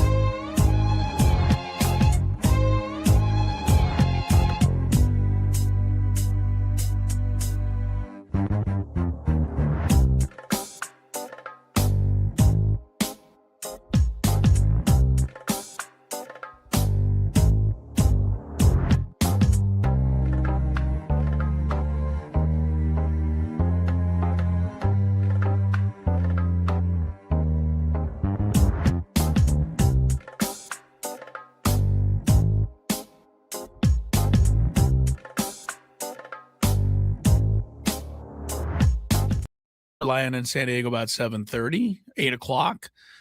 Padres will be on the plane with him after an 8-2 victory over the Buccos today. By the way, if you're one of those fantasy baseball players and you had Mitch Keller pitching today on your roster and you thought, oh, man, we lost 8-2. That's not good. No, it was fine. Mitch Keller pitched 6 shutties. But when it got to the bullpen, Pirates don't have a bullpen. It was over. Padres' bullpen hasn't been great, scaring the daylights out of me, frankly. But they're able to get through it thanks to, was it Estrada giving up 3 warning track fly balls? And was a little scary. It was a little nerve-wracking, sure. And Pittsburgh made 3 errors and threw the ball around a little bit. Padres stole 6 bases, and the 0-0 game became 8-2. When it was all over, Jake had a 2-run homer, his first of the year. Broadcasting live from the Bill House Studios, we know how. Mark Ziegler will join us momentarily, joining us on the SDCCU fan hotline. Not big bank banking. It's better. It better. Do you get up at, the crack of dawn, 5 a.m. tomorrow to watch Masters, or do you in my earlier years, yes. Yeah, you used to. I would wake up. I even used to wake up for the Open at like 3 a.m. You wanted to see Jack Nicklaus and Arnold tee off. I wanted to see every single action, every single shot I could. Yeah. But now it's more like I'll wake up and watch it when I watch it. You just watch when you watch. Well, they also make it really hard to watch. Like ESPN and the Masters have so much control over what is aired. Other majors you could watch. They have like a 8-hour coverage. Don't they just tomorrow? Like, what do they do tomorrow? Like on ESPN, do they just follow 3 or 4 groups? No, on ESPN they'll do the regular broadcast, but then they'll have these other channels where it's like Amen Corner, and then they'll have the Rory group, or they'll have this Scheffler group, or things like that. The first tee time is at 4:40 a.m. our time. Who is it? I was going to tell you, but I can't really pronounce one of these guys' names. So John Kiefer is among the two. Kiefer, man. Kiefer. Do you know him? It's a good cheese. You know, it's funny. Kiefer and the other guy, Hao Tong Lee, I believe. Yeah, Hao Tong Lee. You don't know him. No, I do. You do? Yes. Well, they're going off as a twosome at 4:40. Everybody else is a threesome. Yeah, because they don't have enough players. Sometimes they have to play there's a couple more twosomes in here at 11 o'clock. Sam Stevens and Sung J M. Okay. Be a twosome. Nice job. If you want to see Scotty Scheffler, 10:44 a.m. he goes off, and he's the last of the day, I believe. He probably, which means he'll be the first of the day Friday. I think it's switch it around. JJ Spawn's at about 10 a.m. tomorrow. He might be a sneaky. You know what they always say about the tournament before the Masters? They always try to have greens that replicate Augusta, and he might be a sneaky guy. I'll be honest with you. He's got a U.S. Open title. I mean, I don't know how much sneaky he can be at this point. No one's thinking JJ Spawn's going to win it. I am. Me too. He's playing great golf right now. I'm going to call Mark. He's, I mean, if you had to choose between the two Aztecs, you'd almost take JJ Spawn over Xander Schauffele. Right now, yeah. Guy's coming off of a Isn't tournament win. Isn't that crazy that San Diego State, not really known for, golf. We got 2 of the greatest golfers on the planet right now. Yeah. Graduated from or at least went to San Diego State. I would have to look this up. Did they play on the same team? Got me. They're somebody at San Diego similar State ages. will tell me. All right. Meanwhile, the San Diego State basketball team, crazy what's going on there as far as the transfer portal. There is everybody's in it, including Magoon Gwath, including Miles Bird. And I know both guys came back last year, but I don't think anybody's expecting that to happen this time around. Also, putting their name out there, B.J. Davis. Also putting their name out there, Miles Heide, Farrell Compton. When you add that to the fact that Reese Dixon Waters has graduated and the rest. We'll just have to communicate on the air. I'm trying to call Mark Ziegler. Oh, you're trying to call him. I was going to say. I'm not getting through. Oh, you haven't got through yet. Yes. Okay. I didn't know if we had him or not. But yeah, Mark Ziegler and I and you and Tony are going to have to go out for the squad the way it's situated right now. Well, Tony blows by his guys. So we're good with that. He's got the speed. If he can do it without his tearing up his hammy. All right, Yeah, I'm going to text him right now. All right, we'll try to get Ziegler on in a minute. But, I did read somewhere that 50% of all men's basketball players that have eligibility left are in the portal. That's crazy. And I think I have a little bit of a, just more of a broader view, a little older. I'm not at that age. I'm not, drawn to making changes as quickly, but I guess everybody feels like the grass is greener somewhere else, even guys that are probably in decent situations. Mark Ziegler does join us. We appreciate it as always. Hi, Mark. How are you? I'm doing okay. Good. Just wait for my phone to ring and see who's next or who's coming next. It's kind of a weird space right now. It is weird, but to be expected, I think, right? And number one and number two, without being, suggesting something that's not true, I kind of get the feeling that this was a team that Brian Dutcher isn't going to be minding, that breaks up a little bit. I think he'd almost want to give it a shot with a different group next year. Yeah, and if you look at the Final Four, okay, UConn had a bunch of guys back, but the national champion was built with all transfers. I think it's just the way of the world right now, and they gave this team and this group of guys 2 years. And it wasn't like they were terrible. They went to the NCAA tournament 1 year. They just missed on another year. Yeah. But I think you're right. I don't know if anyone will admit it over there, but I think there's just sort of a feeling like, okay, it's time. Let's try something else. Now, it might not be better than what they had, because when you look at the talent that they were able to keep and the discount that a lot of those guys took to stay, right, that was pretty substantial. To get that level of talent in this market is going to require money they don't have. But that said, it's not all about talent. It's about cohesion, chemistry, and maybe less is more. Maybe having a shorter rotation will get you some better results.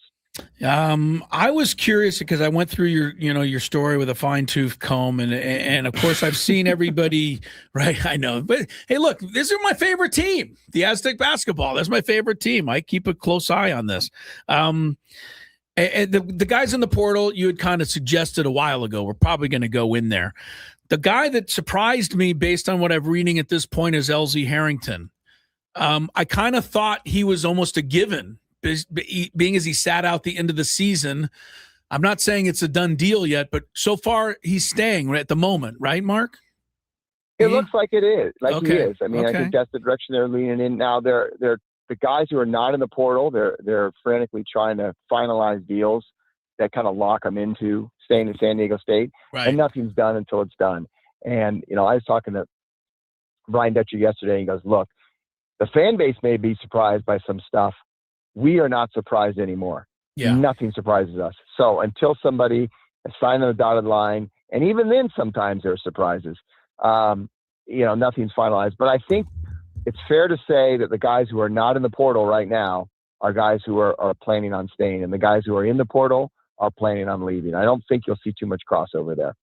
Talking to Mark Ziegler, the San Diego Union Tribune, here on the SDCCU fan hotline. It's not big bank banking, it's better.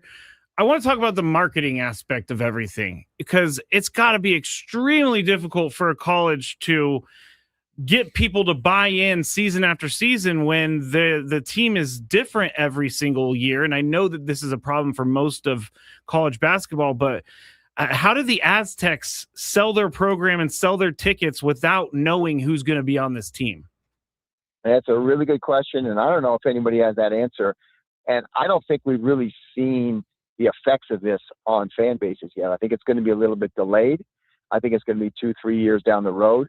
But I know there is fatigue among the fan base. I hear it all the time. I have lots of friends who are season ticket holders who are considering for the first time not renewing. And these are people who had tickets for 10, 15, 20 years. And they are considering it. Doesn't mean they'll do it, but the fact that they're considering it tells me that there is a lot of anxiety and fatigue there with the fan base. And, it's a delicate thing. I think, if you're a administration, you're trying to get your coach to fill the roster as quickly as possible, and try to build some excitement over that team for the next year. But I just think people are going to get tired of trying to learn new names and faces and see them leave every year. And eventually they'll just hit a breaking point. You know, we saw some games this year that Fios Arena was not sold out. That's coming off of 5 straight years in the NCAA tournament. I think that was a warning sign. And I think you'll see some more of those next year. It'll be interesting to see if they even sell out for the first time in a while with season tickets. So it's a good problem to have at San Diego State where, you know, you've got a season ticket base that's always coming. But even at San Diego State, I think you can see that eroding a little bit. Yeah. Mark Ziegler's with us, you know, I mean, having my contacts and, you know, closeness with the women's team. I mean, they're going the exact same thing, just different issues and different, you know, monetary values, but kids are all looking for the perfect, you know, the grass is greener. Mark, let me ask you, because there's 2 people I really trust on college basketball. You're at the top. Jay Billis, who I don't get to talk to as much, is right there as well. And he was talking about the fact that the NCAA had their chance. Like 50 years, they could have put something together that helped, you know, appease and compensate the athletes. And they looked the other way and they just hid behind the antitrust exemptions or whatever they had. And now they're stuck where they are and they're in Washington, D.C. on their knees trying to get this to stop. I'm sure Jay Billis is pretty close to correct. How do you and where do you see this going in the immediate future? Because it doesn't look like it can stay. It doesn't seem like a model that can exist forever. Yeah, I think what's going to happen in the near future is, so how are universities funding this? Because they don't have the money. I mean, everyone wants to say, oh, our college athletics has so much money and the athletes are just getting their piece. They don't have the money. Not when you have Title IX and you are requiring universities to have women's sports programs that don't make money. Right. And so how are they funding this? Well, the way they're funding it is by going into debt. And that's San Diego State, and that's most universities in the country. And the athletic departments are going into huge amounts of debt. You know, so a few years ago, San Diego State, if they had a $500,000 debt in the athletic department, it was a big issue. Well, now we're talking $20-30 million a year. Wow. And so it's a huge issue. And so what's going to happen is right now, the academic side of campuses is largely divorced from this, but they are going to start to look at this and go, well, wait a minute, you're making me make a 10% cut in my chemistry department and your athletic department is allowed to carry these kind of debts? No, this is not going to continue. What's our mission here? Are we a university or are we a professional sports organization? And I think that is going to curtail it. That's what's going to bring it back a little bit and maybe force some change. Yes, they're trying to do this in Congress and maybe they'll get something done there. But even if you try to put a cap on it, the whole NIL thing is a horse so far out of the barn. I just don't think you can bring that back. I think the courts are just going to shoot everything down and you're going to be able to basically pay athletes whatever you want to. And after all of that, the tournament still was pretty exciting. You know, I thought, you know, it brought a lot of thrills once you get to the actual games. Mark Ziegler is with us.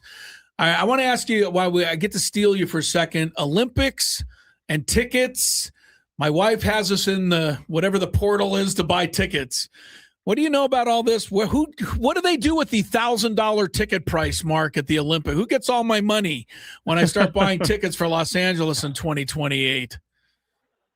Well, if you follow the World Cup just completely gouged everybody. Yes. And people still paid it. A lot of people still paid it, but a lot of people got priced out. I'm going to be really interested to see what happens with the Olympics because they're running a fiscal deficit right now, I believe. I think they're really worried about trying to break even. And this is not an organization where you can just have a deficit and it'll get taken care of by somebody.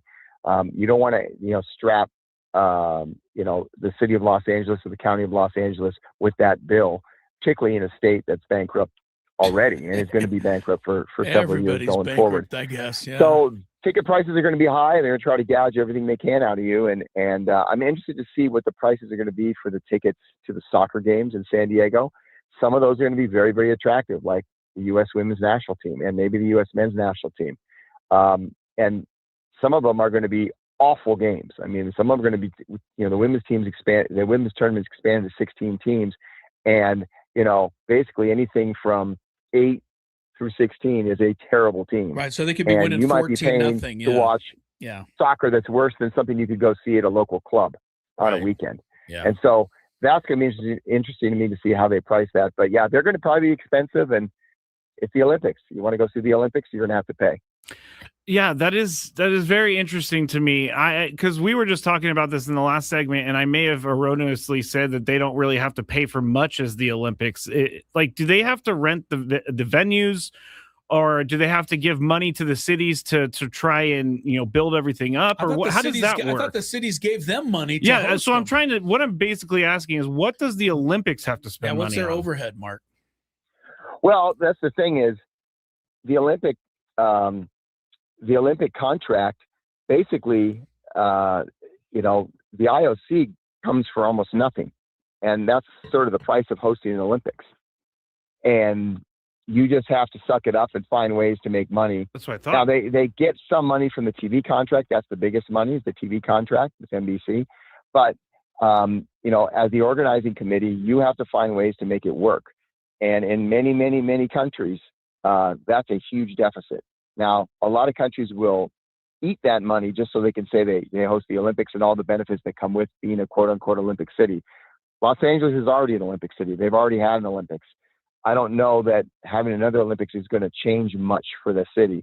But in some places, that's kind of the calculus. Changes but if you look to like Athens, what happened in Athens, it bankrupted Greece. And a lot of their financial problems can be rooted back to the Olympics. So there's no guarantee they're going to make money on this thing, and that's why you're going to see high ticket prices. Full circle, Mark. Back to the Aztecs and the transfer portal. It is officially open because the season is over. When is it, quote, officially closed? And can players start changing teams now, or do they have to wait till it's closed? What is going to happen here going forward? No, they can start making. You've got to be in it. If you're going to change teams, you got to be in it before it closes. So it's open for 2 weeks. Oh, 2 weeks. Okay. And so we've got a while to go. But once you're in it, you can start changing teams. And then even after it closes, you can change teams if you are in it. Okay. And so there's a couple of exceptions with grad transfers and that type of thing where you don't need to be in the portal. But for the most part, all these players are going to have to be in there. So that, teams trying to keep guys are not going to breathe a sigh of relief until the thing is actually closed. And you could see people commit to a team today, tomorrow, the next day, or it could happen in May and June.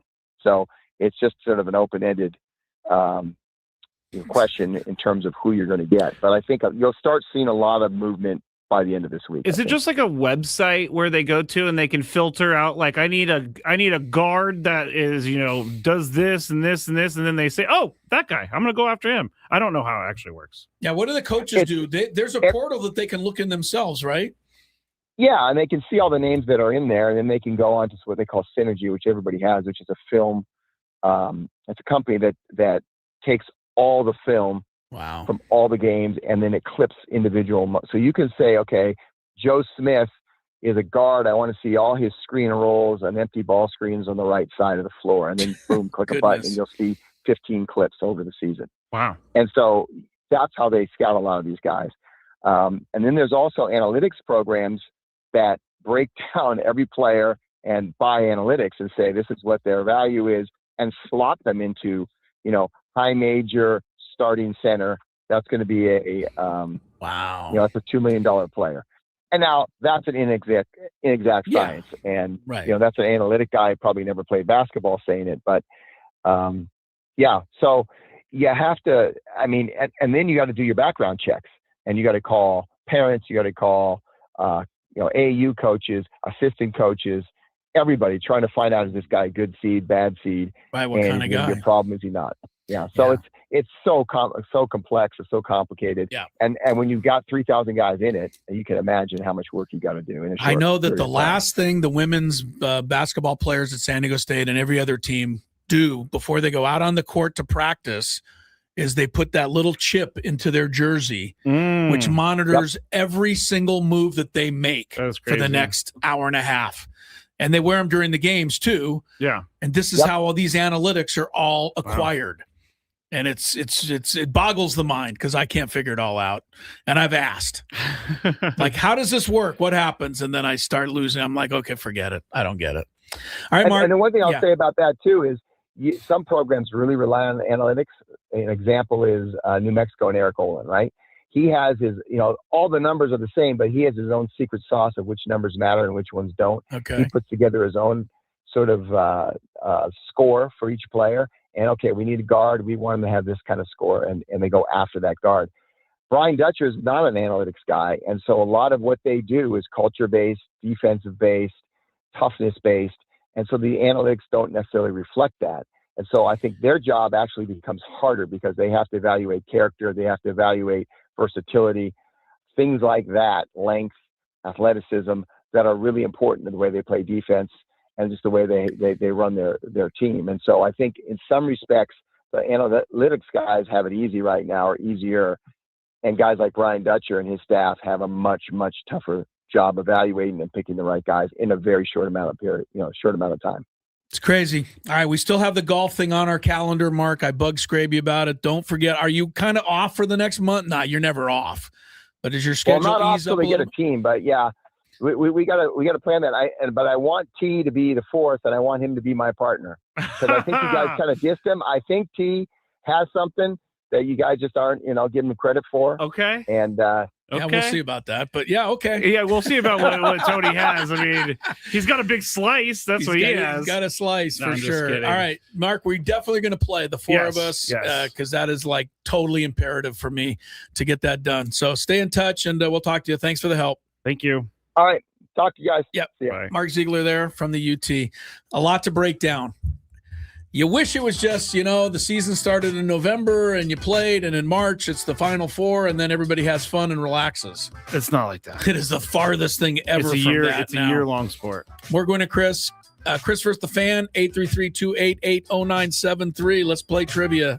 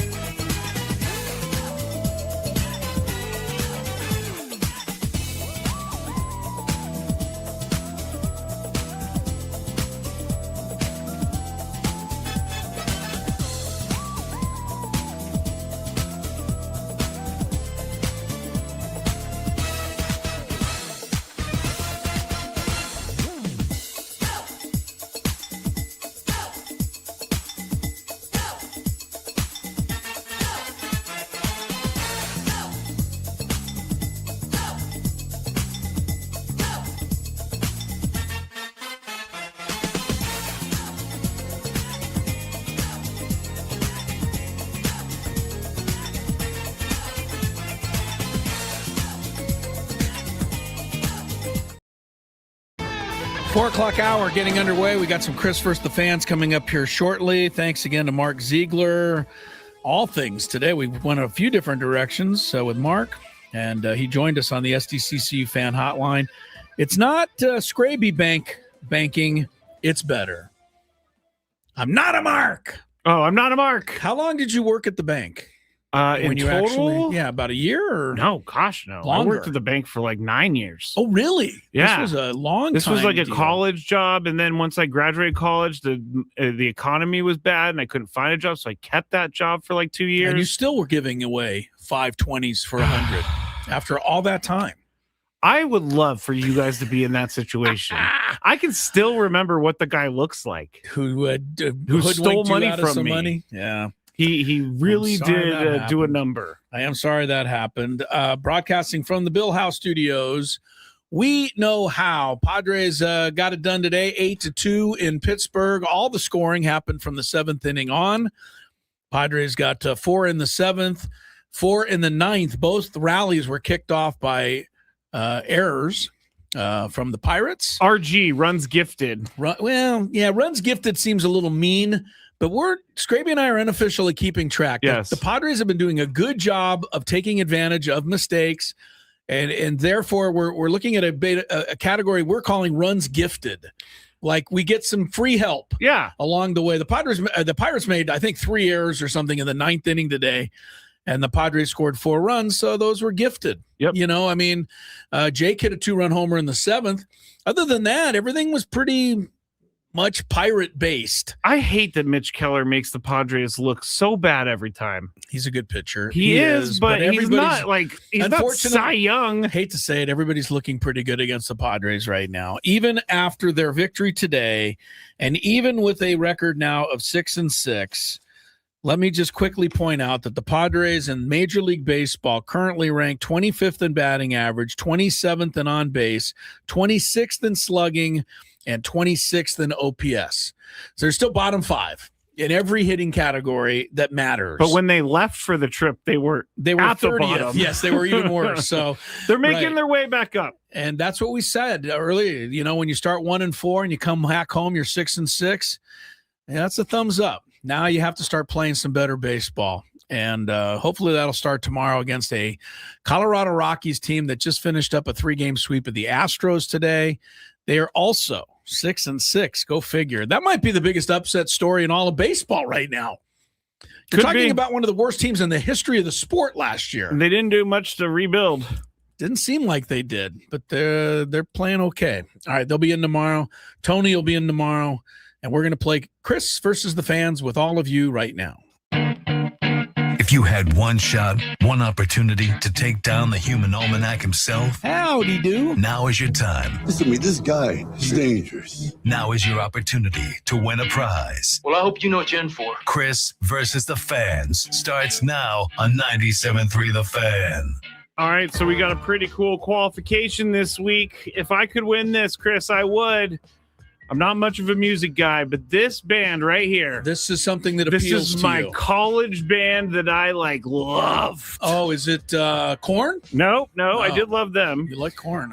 You will be qualified for a chance to win a pair of tickets to My Chemical Romance at Petco Park on August 30th. Tickets at Ticketmaster.com. Wait a minute, what's the name of the group? My Chemical Romance. My Chemical Romance. MCR for short. I thought it was just Chemical Romance. No, My Chemical Romance.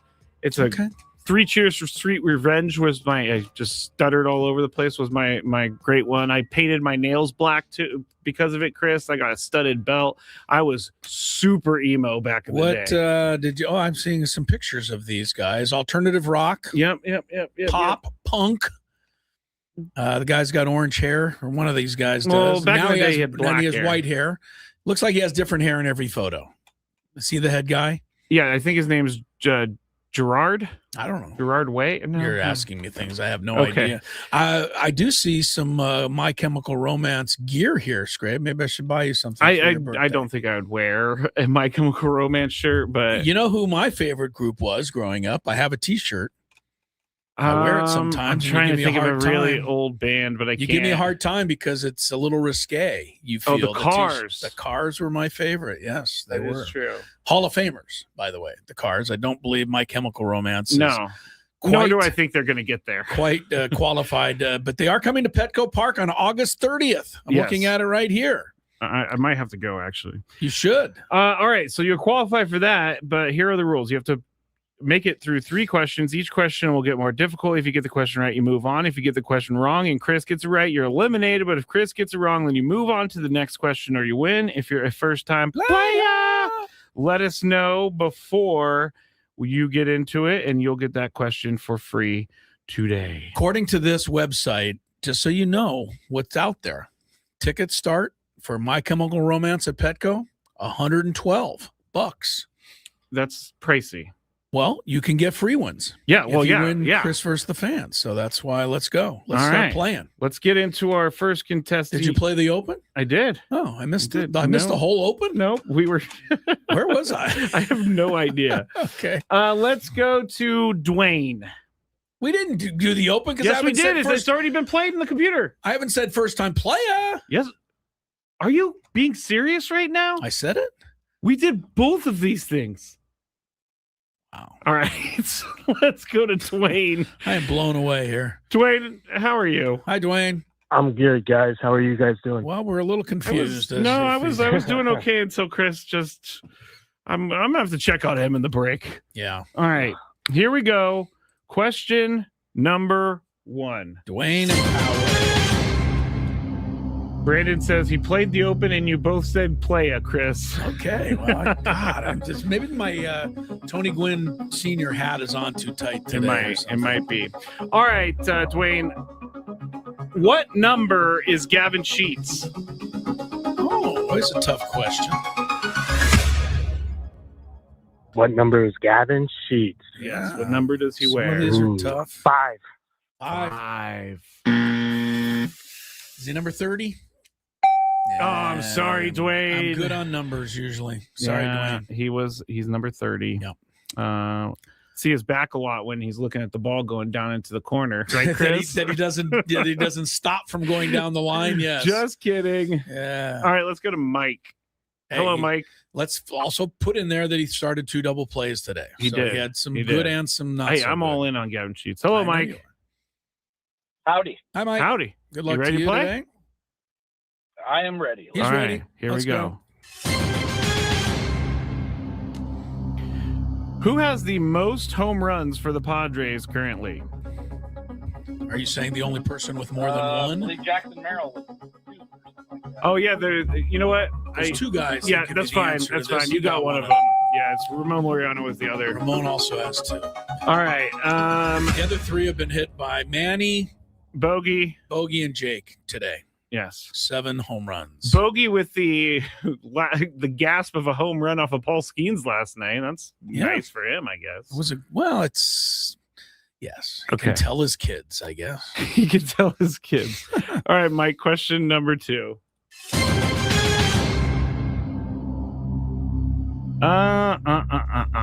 Which Padres starting pitcher holds the single season record for strikeouts for the Padres? Franchise record, single season starting pitcher.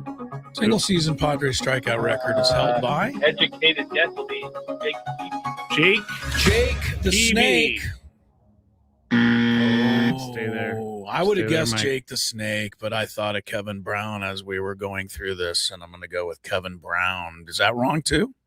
No. No, that's right. Kevin Brown's number 1. Jake Peavy was number 2, and I think he missed out by like 16 strikeouts. Kevin Brown was a strikeout machine. Jake is the all-time squad franchise leader. Yes. Kevin Let's Brown go was to, and you know when I was looking these up, Randy Jones has many records for the Padres. Not strikeouts though. No. He didn't have any strikeout But records. like starts and wins, yeah. sure. Maybe not wins, but anyway. Yeah, Randy was okay, man. All right, let's go to our next contestant. Since we're talking about Gavin Sheets, we'll go to someone named Gavin. Yeah. Hello, Gavin. Calling us from the Padre plane, it is Gavin Sheets himself. Oh, who's getting crazy in the back of the plane? Hey, hello, Gavin. You got to turn down your radio, please. sir. And then you're ready to play ball. Hello, are you ready to play, Gavin? Okay. Okay. Yeah, I'm ready to play. All right. I'm Calvin. Calvin. Calvin. Sorry about that, Your Calvin. phone says Gavin for Yeah. some reason. Calvin means I put it in I wrong. accidentally said that last time. Oh. Hey, it's all good, Calvin. All right, we let's are go. going to get you into this right Let's now. go to Calvin, man. He's ready to go. Question number 1. What number is Fernando Tatis Jr.? Go back to the number question. It's going to be a theme. 23. 23 is correct. Michael Jordan, Fernando Tatis Jr. Do you Very good. think I don't know if he's ever been asked if it's like it's not for Michael Jordan. I think his is it? dad wore 23 as well. Well, that makes more sense. Probably would make more sense. All right, Calvin, here we go. Question number 2. All right, this is kind of difficult, but here it is. Trevor Hoffman is first in Padres saves. Who is second on the career list? By the way, Toddy Sr. wore 23 in 2 of his stops, one being the Cardinals. Go ahead, Calvin. Who do you got for number 2 on the all-time save list? It's a tough one. Robert Flores, I have no idea. Doesn't know. Doesn't know. Stay there. Stay there. I'm going to go with Heath Bell. Do you feel good when you eliminate Calvin? No. But Sorry, Calvin. Please sorry, play again. Calvin. You got to the second question. We've gone through this before. I can't miss it on purpose. That's true. Thank you, Calvin. Everybody knows the rules are that way. All right. But good play, Calvin. I Appreciate gotta you, ask this person. You gotta talk for a second. Wait. Okay. While you're talking, we haven't got to this story yet. But I think the funniest and weirdest story of the day that we'll get on to a little bit later, maybe in the next segment, we'll touch on it. Wait till you hear this Mike Vrabel and ESPN reporter Diana Rossini story. It is strange. sordid, people. It really is. All right, let's finish up Chris versus the fans. We have first. Wyatt. Hello, Wyatt. Hi, Wyatt. Hey guys, how's it going? Pretty good. Sir. All right. Good luck. Here we go. To Question you. number 1. Whoa, sorry. First time player. All right, Wyatt got in under the wire. Going to question number 2. Okay.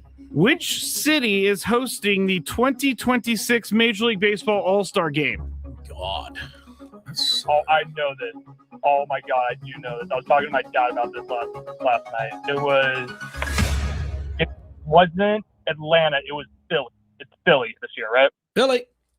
Got Correct. Do you know why they're doing it, Chris? Because of the 250th anniversary of our beautiful, wonderful country. They have a big patch on their jerseys too that's celebrating it. But yeah, all of that is correct. By the way, I wouldn't have got that right. I don't think.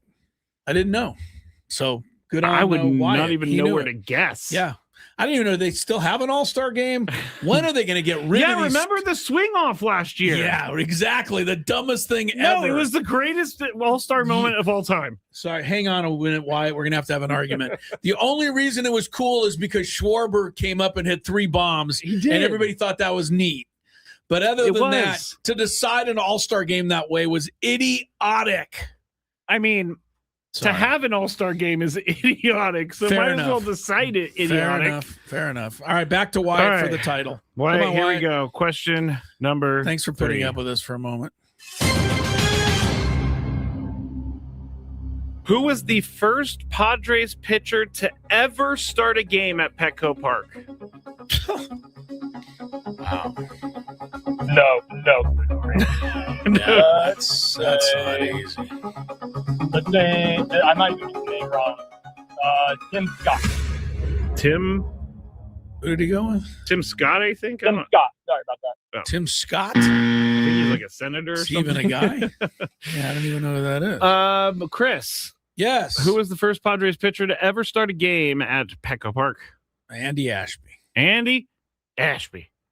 No! Wow! First time player gets through. We've got Wyatt. Who was it? You're gonna I looked this up so many times. Stay there, To Wyatt. make sure?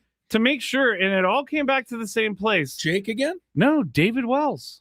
David Wells. Okay. Went fair 7 enough. strong innings in the What year was opener this? in 2004. 2004, Petco Park.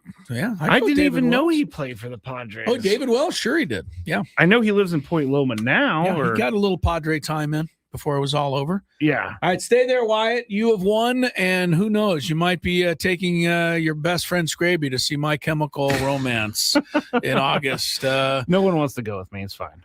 More Gwynn and Chris coming up. Now that I touched on it, we have to pay off the TMZ version of Mike Vrabel and Diana Rossini. If you don't know who she is, I know you know who he is, but suffice to say, they were caught in compromising positions. We'll check it next. Laughable, Chris. Yeah. You'll see why I said that. For the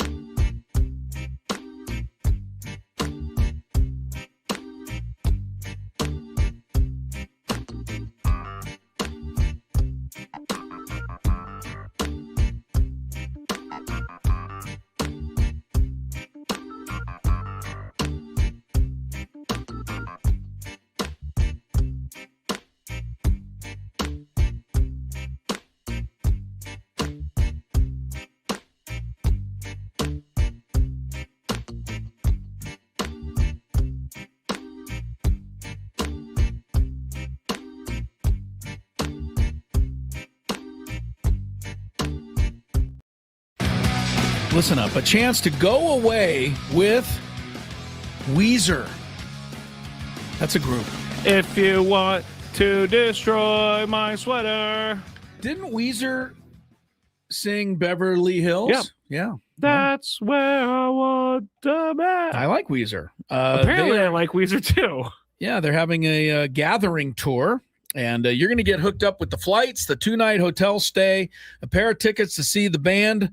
Plus, you're going to meet and greet the band, and you can sing with them probably and go, hey, Beverly Hills. You'll also get a signed set list thanks to Live Nation and Crush Music. So all of this is something that you can do very easily out there. Enter and listen to us on the Odyssey app. That's kind of the key to it, right? Yes. And so if you download the free Odyssey app, you'll create an account. You'll put 97.3 as your favorite station. Yes, you will. Put Matt Scraby and Chris Ello as your favorite personalities. Me first. Me first. That's fine. I'll let you go first. Okay. And then you listen for an hour, and then you get your daily entry. So you basically sign up on the app, you listen to our station on the app for an hour, and that'll get you qualified. And then come back each day for another chance to win. This is a national contest. So you and a lot of people are in on it. But if you listen on the app, you're in, right? I mean, it's something you normally do. That's what they say. Right? You're in the running. Just make sure you're logged in. Okay. You have to be logged in so they can track it. The group, Weezer. I don't know another word of the song. Beverly Hills. Yeah, that's all I know. Before and after, couldn't tell you a word. Yeah, I couldn't tell you a word either, but I just honestly. I know that they do that song. All right, 4:26 is the time. Mike Vrabel is the head coach of the Patriots. They went to the Super Bowl. You know that. Both Tony and I think he's a great coach. Scraby thinks he's terrible. We've gone through that for a while. I guess I might be a good judge of character, Chris. But you might be a good judge of character off the field. Mike Vrabel and Diana Rossini, who was a reporter at ESPN, now works for The Athletic, apparently. Mm-hmm. There are photos of the two of them together out by the pool. Is it safe to say it's canoodling? I think canoodling might be too much. That might be too much. Okay, all right. But arm in arm, watching the sunset, holding hands, hugging. Canoodling to me infers some means kissing they're cuddling. And necking. Yeah, not right. So I never want to hear you say that. You don't want to hear necking. No. Yeah, that's the old saying. But these pictures are not exactly make it look like they're not together. Of course, they're both married to separate people. And Mike Vrabel spoke on it today. Talked to the people at a publication called Page Six. Well, that's who published all these pictures. Okay, sorry, thank you. They published the pictures in the first place. Mike Vrabel said, quote, "These photos show a completely innocent interaction, and any suggestion otherwise is laughable." Ha ha ha ha ha. I don't think Mike Vrabel's wife would be laughing. I just don't. I mean, they say, Rossini said that they were there. The photos don't represent the group of 6 people we're all hanging out one day. I look at this, Chris. So if you click on this, you see that they're in another group of people. But okay, even if there's a group of people, the hugging while you're watching the sunset, it's a little strange. It's a little weird. I can see going up to somebody you know well and give them a hug, and then that's it. You give them a hug and you move on. An arm around, a hug, kind of a half hug, but you're not holding hands and arm in arm watching the sunset. Yeah, with somebody who's not your wife. Remember the guy at the Coldplay concert? Those two were like trying to play it off like they're just friends, but they were clearly not. I think somebody needs to, get a comment from Mike Vrabel's wife. This doesn't look good for him. I don't think Diana Rossini's husband would be thrilled to see these photos either. Well, that's the thing. And I'm not trying to pick on Mike Vrabel. I'm trying to be honest. These are really embarrassing photos. And, for them to say that it's laughable, I get that you're trying to throw everybody off the track, but you're not going to throw people off the track. They're going to stay on this When thing. you tell me that it's laughable, you are telling me that you're covering something up, because that's not laughable. And now people are digging up a bunch of stuff about Diana Rossini. This happened in 2021. She's talking about her husband. Diana, we want to give you one more chance to address this. It happened earlier in our program today. For those of you who weren't watching, Diana Rossini said this. And I think we all do weird things when we're in love, and we overshare and overpost. And look, he's getting married to a beautiful actress. I'm married to someone average. I don't post a lot about him. If I was married to someone beautiful, I'd overpost too. So that's her about her husband in 5 years ago. Maybe her husband's a lucky guy that she's in these photos. It'll give him a reason to get away from her. She sounds a little whacked out. Steven Ginsburg from The Athletic, their executive director, said these photos are misleading and lack essential context. I am trying to put the context in while I look at the photos, Scrape. I really am. Me too. I'm trying to say, okay, there's 6 other people. They're all hanging out. I get that. If people they're at the NFL meetings or whatever they are, and they know each other, no worries. You don't hold hands the way they're holding, and you don't hug and look out at the sunset the way they're doing it. You don't. I can't disagree. You can't argue, right? No. All right. So, I'm a weirdo and I don't like when people touch me anyway. So right, you wouldn't do this, but yeah, it doesn't look great, and I can't believe Mike Vrabel's wife would be thrilled. No. Do you think that do you think it's fair that what are they called? Paparazzi? Oh, right, that there's somebody there even taking pictures of these people. I get that they're doing something possibly nefarious. I absolutely hate it. The fact that there are people in our world who make a living basically because of other people's mistakes and misfortune and are there to capture it. God, I mean, it's almost it's like a half a step ahead of scummy to me. It's pretty bad. You're actively helping to ruin people's lives, but they also are making a choice. They're doing it. Yes, they're making a choice. So I'm not fully mad at there the are people that would say the following, Scraby: you should always try to live your life as if everyone is out there watching you at all times. I've heard that, yeah. And now that's probably never been more true, because there might be somebody watching you at all times, even when you don't think so. More Gwynn and Chris is coming up. Scraby's got the Big Five. The Padres beat the Pirates 8-2 earlier today. We are 6-6 and pretty darn happy about it on 97.3 The Fan. Ben and Woods.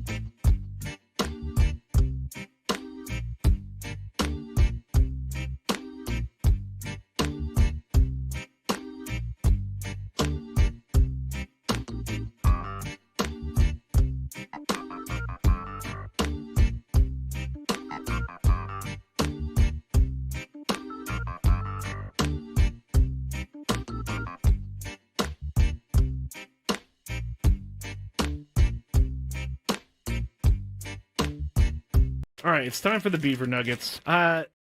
We just had the 30-mile zone portion of the program hanging out all the dirty laundry of Mike Vrabel and Diana Rossini.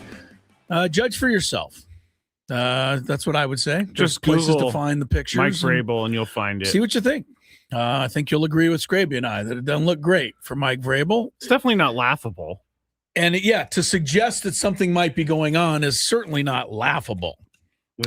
He said. Is it any of our business? Probably not. Yeah, probably not, right? Yeah. But, in this day and age, just about everything is everybody's business. And whether that's good or bad, I think it's bad, but it is. So, Padres beat Pittsburgh 8-2 today. Coming up in the 5 o'clock hour, what has happened to our untouchable bullpen? Discuss that. But right now, Scraby has some traffic, and then the Big Five, people. From the 855 Get Ross Traffic Center, protecting San Diego after accidents or injury. And we're slowly clearing this crash. The left lane remains closed on the 15 North over by Ocean View Boulevard. And traffic is brought to you by the Caltrans Stormwater Program. Visit cleanwaterca.com. I'm Andre with Gwynn and Chris on San Diego's #1 sports station, 97.3 The Fan. It's that time of the show when we check on the latest in sports. Only the most important topics and questions are brought to light. Stop what you're doing and listen. These news stories will astound and amaze you. The one, the only.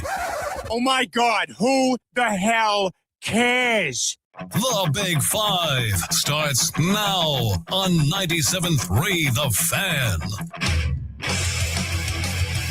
And we are broadcasting live from the Bill House Studios, where we know how.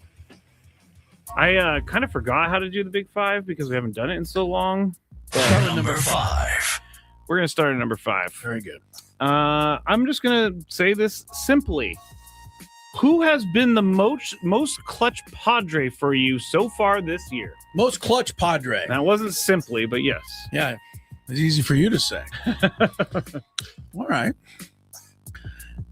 The question goes to you. I have a person in mind if you want me to go. Yeah, well, I think you're probably going to say Castellanos because he had another key 2-run hit today. He's, I will say this for Castellanos. He's come up in the right spot a lot here lately, and he's delivered 3 times now. So there's nothing to shake the proverbial stick at there. I think you'll be surprised who I think has been the most clutch. But I'll go with Top Ramon. Okay. Just because of his defense today, and he's the only guy hitting still. He's at 244, and that still kind of everyone else pales. Well, is Mason Miller? That's who I was going to say. I know. That's who I was going to say. He almost doesn't surprise. He's like so automatic. I just forget about him now. It's just the amount of strikeouts he's had and the batters he's faced, and just when he comes into the game is over. They did let him pitch today in Pittsburgh. I think Craig Stammen did him a solid with an 8-2 lead, but he was also warming up in the 8th inning. Didn't want to waste a warm-up. Strikeouts for 9 innings right now, Mason Miller, 21.94. That's ridiculous. Per 9 innings. That is, let's put it this way. The all-time record for strikeouts in a game is 20. Mason Miller's averaging 21.9. He's also got... he had 11 strikeouts in a row until Jake Mangum grounded out to end the game today. Come on, Jake Mangum. Well, that keeps the record for Jeremiah Estrada, 13 strikeouts in a row a couple years ago. I have a feeling we're going to be flirting with this strikeout thing a lot. Yeah, and I think that Clay Meredith's record of 33 2/3 scoreless inning streak is about to come to an end. Maybe in jeopardy. Miller only needs 7 more innings. Oh, he'll get that. He has walked a guy this year. And he has given up a hit. Garbage. So it's clear he can be had. They're saying other than Mason should have been part of the question. If it's other than Mason Miller, I'm going Nick Castellanos. You're absolutely right. Because he seems to be coming through when we need him to come through. Good for him because I was not expecting it. And so far he's doing all right. Good job. Number 4. Atlanta Braves pitcher Reynaldo Lopez and Los Angeles Angels designated hitter Jorge Soler were ejected last night after getting into a brawl. Soler homered off Lopez in the first inning, then was hit by a 96-mile-an-hour fastball from Lopez his next time up. In the fifth, Soler charged the mound after Lopez threw a high and inside pitch that actually went off the catcher's mitt, and it started this whole thing. Yeah, there was a bit of a delay because the ball went off the catcher's mitt. It did. A couple of runners moved around, and nothing really happened. But then they started yelling at each other, right? And then Reynaldo Lopez goes like, "Bring it!" Like, basically. what's the problem? And Soler said, "Well, I have a problem." Yeah, they have both got suspended 7 games. I'm not going to ask if the punishment fits the crime. What I'm going to ask, Chris, because they are for sure thinking Reynaldo Lopez threw it at him on purpose. Do you think it was intentional by Lopez? I'm up first. I think it is. Why? Because he already hit a home run off of him, and then the next at bat, he gets hit by a pitch, and then the next at bat, he gets his head buzzed by a fastball. These guys are too good to be missing with one guy that many times, I would think. Okay. What do you think? Yeah, there's no doubt in my mind. Here's the thing that makes me, I got to be honest with you, it makes me a little angry. And I'm trying to look this up to see if there's been, has there been anything in the past where, Jorge Soler has, dominated. I think that's the case. Reynaldo Lopez. Let me see. And maybe maybe something happened last year. He hit a home run and he watched it for a while. That type of thing. That's all I'm thinking, because it's starting to bother me when I see a guy hit a home run and then get buzzed or hit the next time. Like, the pitcher, give up your home run, go back to pitching. You don't get to hit a guy just because he hit a home run off you.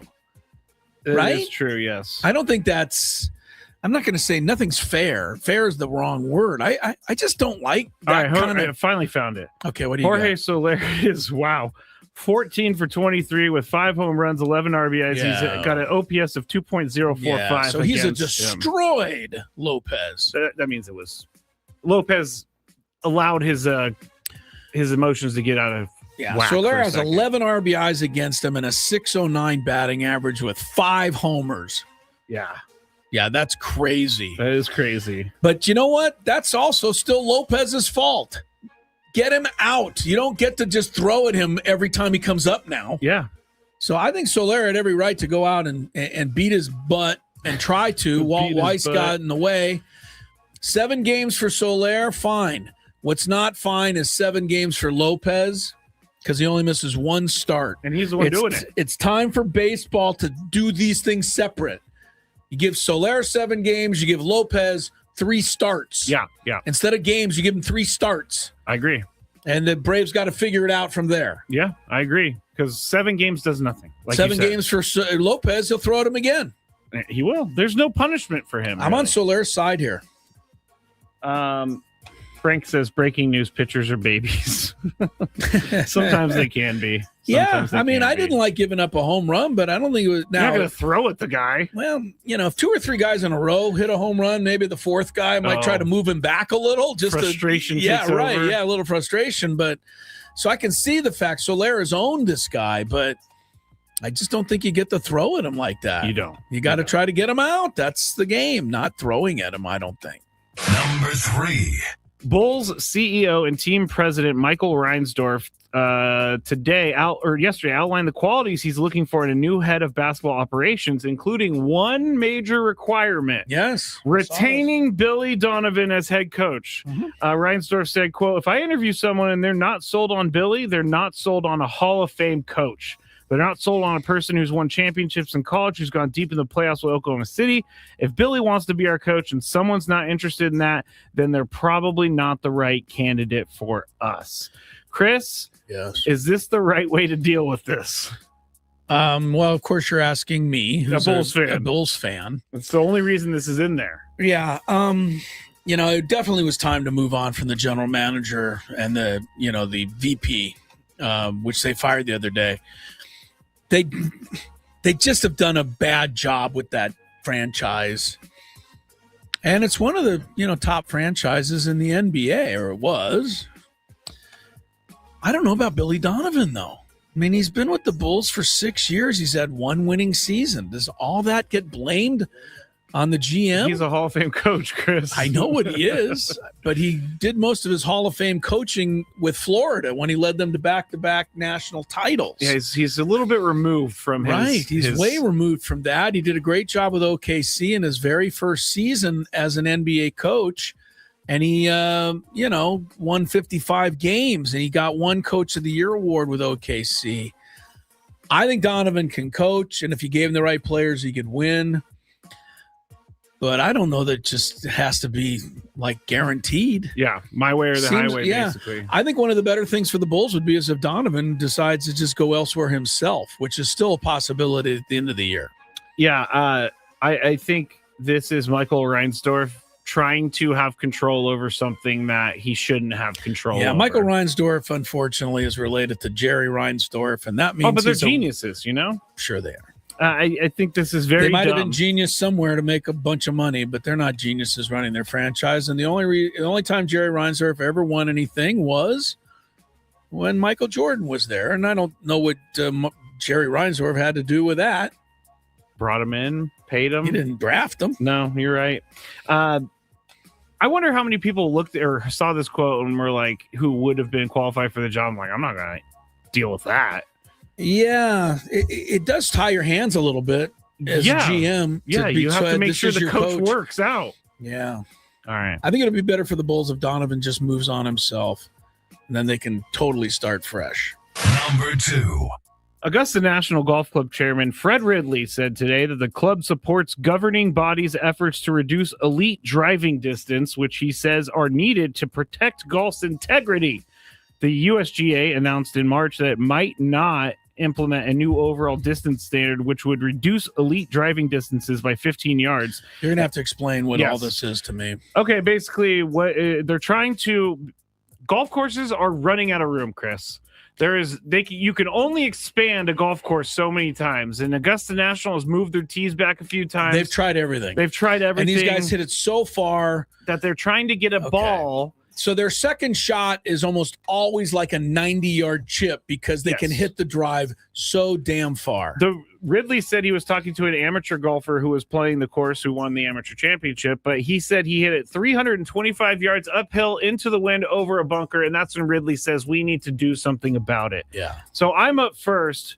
Does golf need to rein it in? Answer is yes. But what are they going to do? Well, because they have technology. Control the ball? They can get a new ball. The ball won't fly as far. It won't be as jumpy off the club type of thing. That's an official term, Chris. Jumpy off the club. Yeah. But I do think. I think I heard our guy. Jim Nance? No, not Jim Nance. Oh, Charlie Hoffman used jumpy. Did he not? No, he didn't. I just think. You know what? You're right. Some of these holes are way too easy, and they're just they're trying to make them harder. But the technology keeps getting better. They keep driving the ball further. It's not good golf, in my opinion, to have a 90-yard wedge shot every single hole. So I'd like good golf to watch. I'd like to have one every single hole. Yeah, I was going to say good golf to watch, not to play. I would take it all the time. I get a 90-yard chip in after my third shot, but not after my first one. So bottom line, yes, they need to rein it in. Chris? I don't know that you can stop the technology. You got a guy leading the PGA Tour right now. I'm looking at it. 330 yards average. Who that means Gordon Sargent. I haven't even heard of that PGA guy. Tour 2025 driving distance leaderboard. Cameron Champ 325. Anyway, that's the average. So that means they hit a bunch of them a lot further than 330. Yeah. It boggles my mind because I've stood 350 yards away from a pin and you look before, back and I can't imagine hitting the ball down there. Neither. Most road weekend golfers on average between the age of 20 and 30, according to AI, hit at 230 on that's average. about right, I would say. But I don't know what you can do to change this. Like you said, I mean, are you going to start making 1,000-yard holes? They can't. That's the thing. They need to get a new ball in play so that it maxes out in RPMs. Can they do something with putting some sort of some sort of I'm thinking of a tree, but a windmill, right? But something in the fairway that makes it advantageous to only hit your first shot 300 yards instead of 370.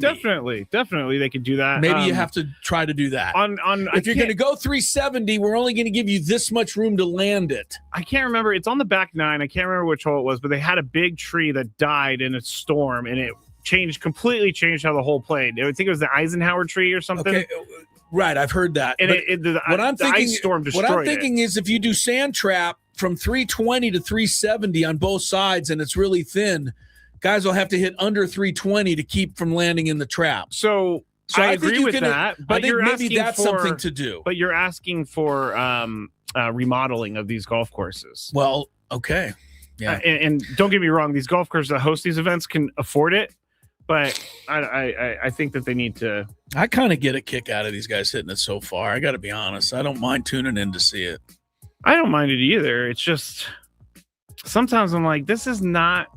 They're just crushing the ball like 370. 370. I can't even see that far down the fairway. Murray, honestly, for all you give him, he hits the ball. He's like 4'11". He's not 4'11", but he is small. 96 pounds soaking wet. I think he's like 5'9", like but he generates what's his club speed? 4 million miles an hour. I bet you he's in the top 50 of driving distance. Real quick, Notre Dame cornerback Leonard Moore said the Irish are on a revenge tour after being excluded from the college football playoff last fall, and players aren't shying away from talking about it. They feel like they got the wrong end of business, Chris. Notre Dame did. And they're going to take it out on everyone this year. Do you think they're crying over spilt milk? I think they ought to go ahead and motivate themselves. I don't think it means they're just going to. This is like the time that Patrick Mahomes said that the Chiefs were underdogs and no one believed that they can win, when literally everybody believed that they could win the Super Bowl. It's hard to believe that Notre Dame won't be at least 9-2 or 10-2, but are they going to blow out everybody next year just because they want to? I don't know. Looking at their schedule, they might blow out everybody. Other More side. Gwynn Chris coming up. From the first pitch of the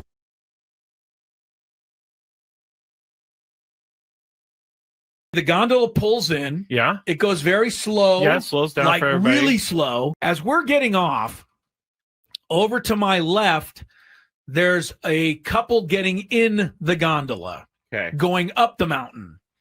So it's the opposite for them. They're standing there. The gondola comes up. The door opens. You step on.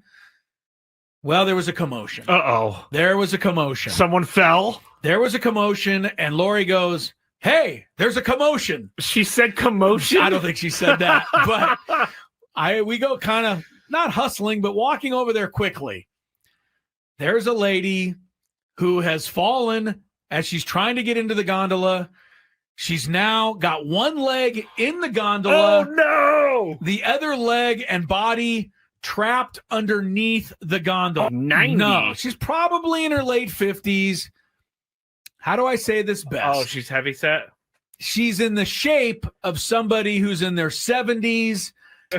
You've got to rescue the poor lady. She's trapped under the gondola. Of course, as soon as she falls and there's the commotion, the guy running the station stops the gondola. Okay, I was going to Which means everybody on the mountain and 4 miles away has to stop. Everybody has to stop while we try to extricate the lady from the gondola. Okay, let me ask you a question. Underneath the gondola. She's got one leg on the gondola. The rest of her body is underneath the gondola.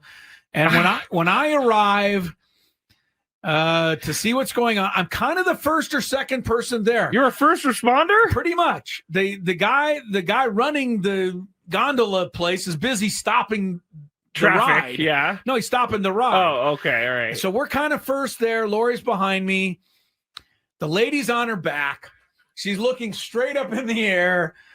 And the only description I have is one of utter panic and utter terror combined with total helplessness. Oh, I thought you were going to say embarrassment. No, total helplessness.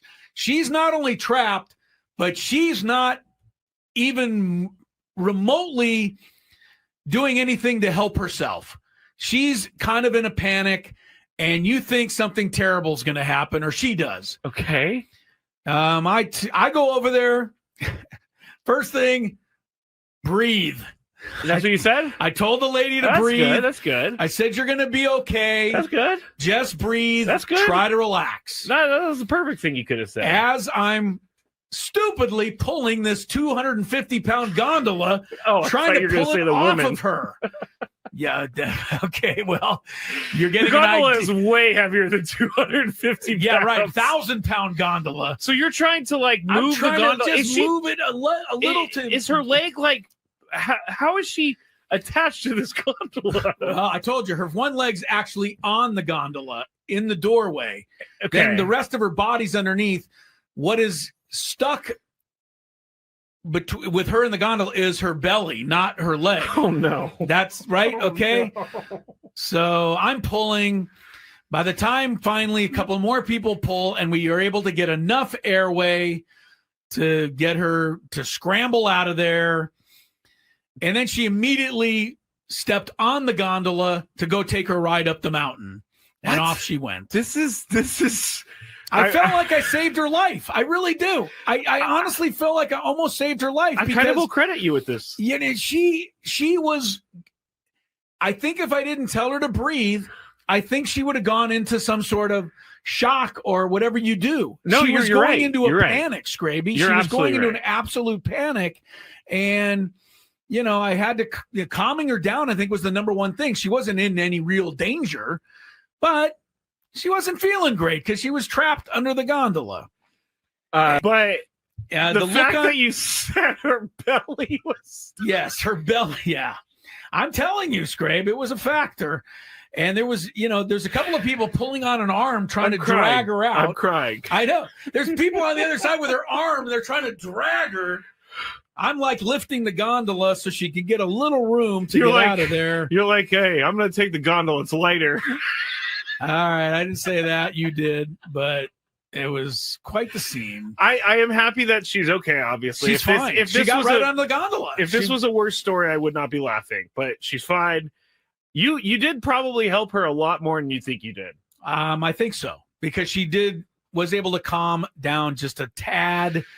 The gondola pulls in. Yeah. It goes very slow. Yeah, it slows down like for everybody. Really slow. As we're getting off, over to my left, there's a couple getting in the gondola. Okay. Going up the mountain. The game went on, and we felt really good at how he finished the 6th and sent him back out for the 7th and gave him a couple hits, but bullpen came in and did their job. Was that your plan, that he was going to get just the 2 or just go as long as he could? I was going to go, if he's gets the first 2 guys out and he's facing Horwitz, I was fine with that. I felt really good with how he was throwing the ball. But as you know, with pitching, they sit back in the dugout and something happens and the other team feels really good about what they're hitting. And, that's kind of what happened today, but great job getting him into the 7th and helping our bullpen and saving our bullpen a little bit. Craig Stammen there after the Padres 8-2 victory over the Pirates today, talking about Michael King, who got the win, 6 shutout innings and gave up a couple of hits in the 7th. Stammen said the bullpen did the job, but I didn't feel comfortable. I don't know if you watched the whole game, if you could have felt comfortable. The Padre bullpen, which has usually been the time of the game where we can all just relax because we're so much better than everybody. Last year, 3.06 team ERA out of the bullpen, by far the best in baseball. And really, probably the number one reason that the Padres were in the playoffs last year. It wasn't because of their hitting, wasn't because of their starting pitching, although it was good. Remember last year, Adrian Morejon won 13 games out of the bullpen. That's as many as Nick Pivetta won starting. That is crazy. Now last year you also had a guy named Suarez to go along with what you have now, and you had a guy named Jason Adam who should hopefully be coming back soon. I had heard he could have come back in Pittsburgh, but he obviously has not. Maybe it'll be tomorrow, maybe it won't. But they look like they desperately need him right now. Craig Stammen doing what a good manager should do. Hey, my bullpen got the job done. I gave them a 4-0 lead. They hung on to it. I'm happy. But looking deeper, they didn't look good. Kyle Hart gave up hit, walk. 2 inherited runners scored. He had 2 more runners on base there. Pirates could have, who knows? In that 7th inning, he finally snuck through it. 8th inning, Jeremiah Estrada did not give up a run, but he did give up 2 fly balls to the base of the wall and a line drive to left field that was caught by a diving Ramon Laureano. It wasn't a clean 8th inning. Pirates got the tying run to the plate and nearly tied it. And that goes along with what we've seen from Wandy Peralta, who I know nobody wants to be seen brought into a game anymore. You're right. What has happened to Adrian Morejon? 5 innings, 10 hits. He's got a 2.2 whip. I know it's 5 innings, but last year, Adrian Morejon hardly gave up 10 hits the whole year. Yeah, he was unstoppable. He was unhittable. Right now, he looks incredibly hittable. So there's 2. Who do you feel good about? Marinaccio? I actually do kind of feel good about him. Okay, but are you going to turn a 7th inning to him? How about Bradgley? Do you feel good about him? Hasn't walked anybody yet? I do, but I don't think he's ready for the 7th yet. Yeah, I don't either. David Morgan may be the 7th, but if you look a little closer, David's got 7 innings of no runs, but he's also walked 6 in 7 innings.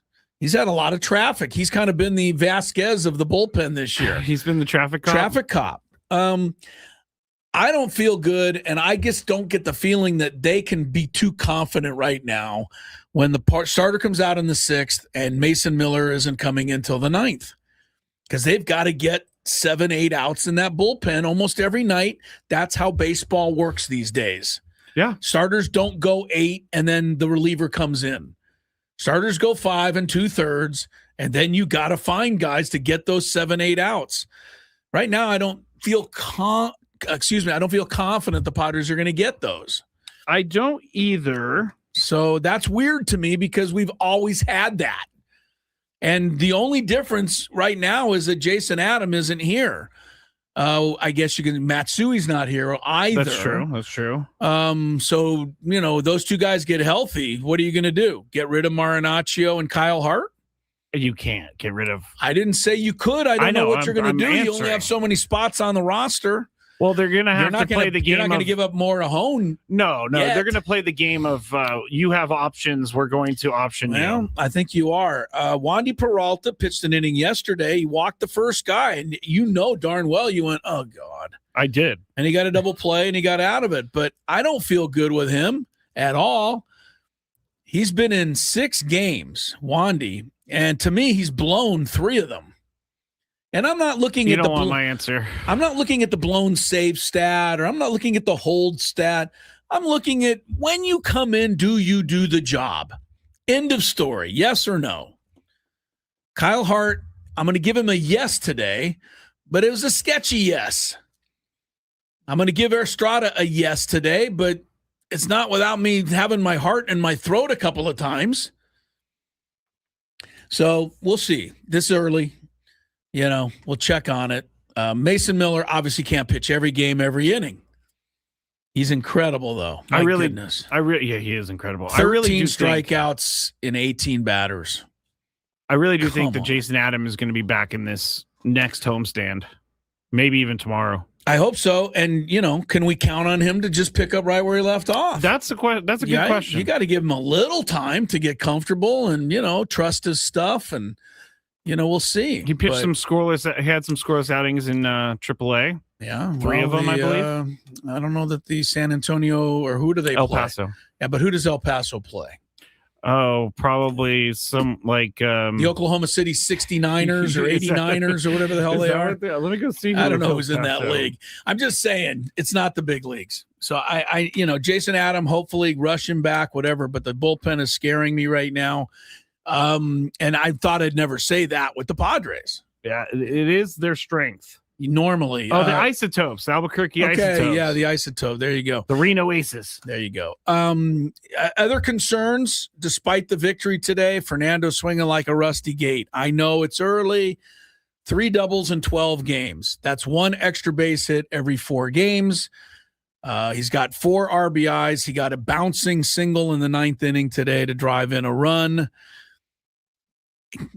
I don't pay him anything, but I don't think we are paying the team $38 million for bouncing singles and a 196 average. It's early. It's Fernando. He's one of the greatest players in the history of the sport. Only, he just doesn't look anything like that at the moment. Defensively, he's doing fine. He made a nice catch today, stole a base today, but you're looking at the same at-bats I am out there. And if you are, you're seeing the same thing I'm seeing, which isn't a whole lot of confidence. Last year, at least, we got that little glimpse of Fernando being amazing at the beginning of the year. Last year, he went crazy in April. Then in May, he hit 184. And never found it again. Never totally found it again. But at least in May, when he hit 184 last year, he had 5 home runs. True. This year, he's got 12 games. I don't think he's hit more than 2 balls out of the infield. Maybe we just need to give up on the home run thing. We just got to give up on it because it doesn't seem to matter to them.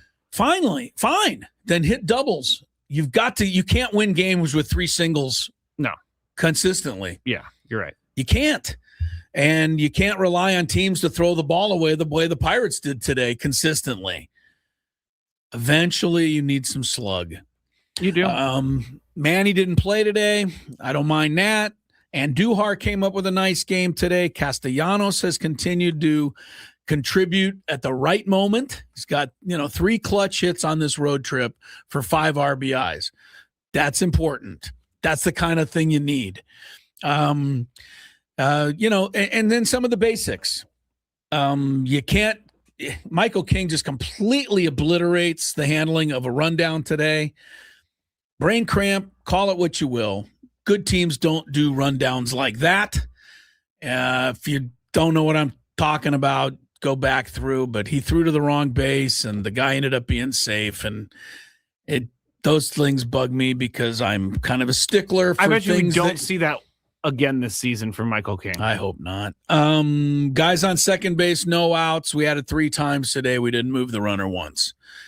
These things are going to affect you. I know it doesn't seem like much when you win 8-2, but remember, this was a 0-0 game for most of the day. Little things are going to matter to this team. Why?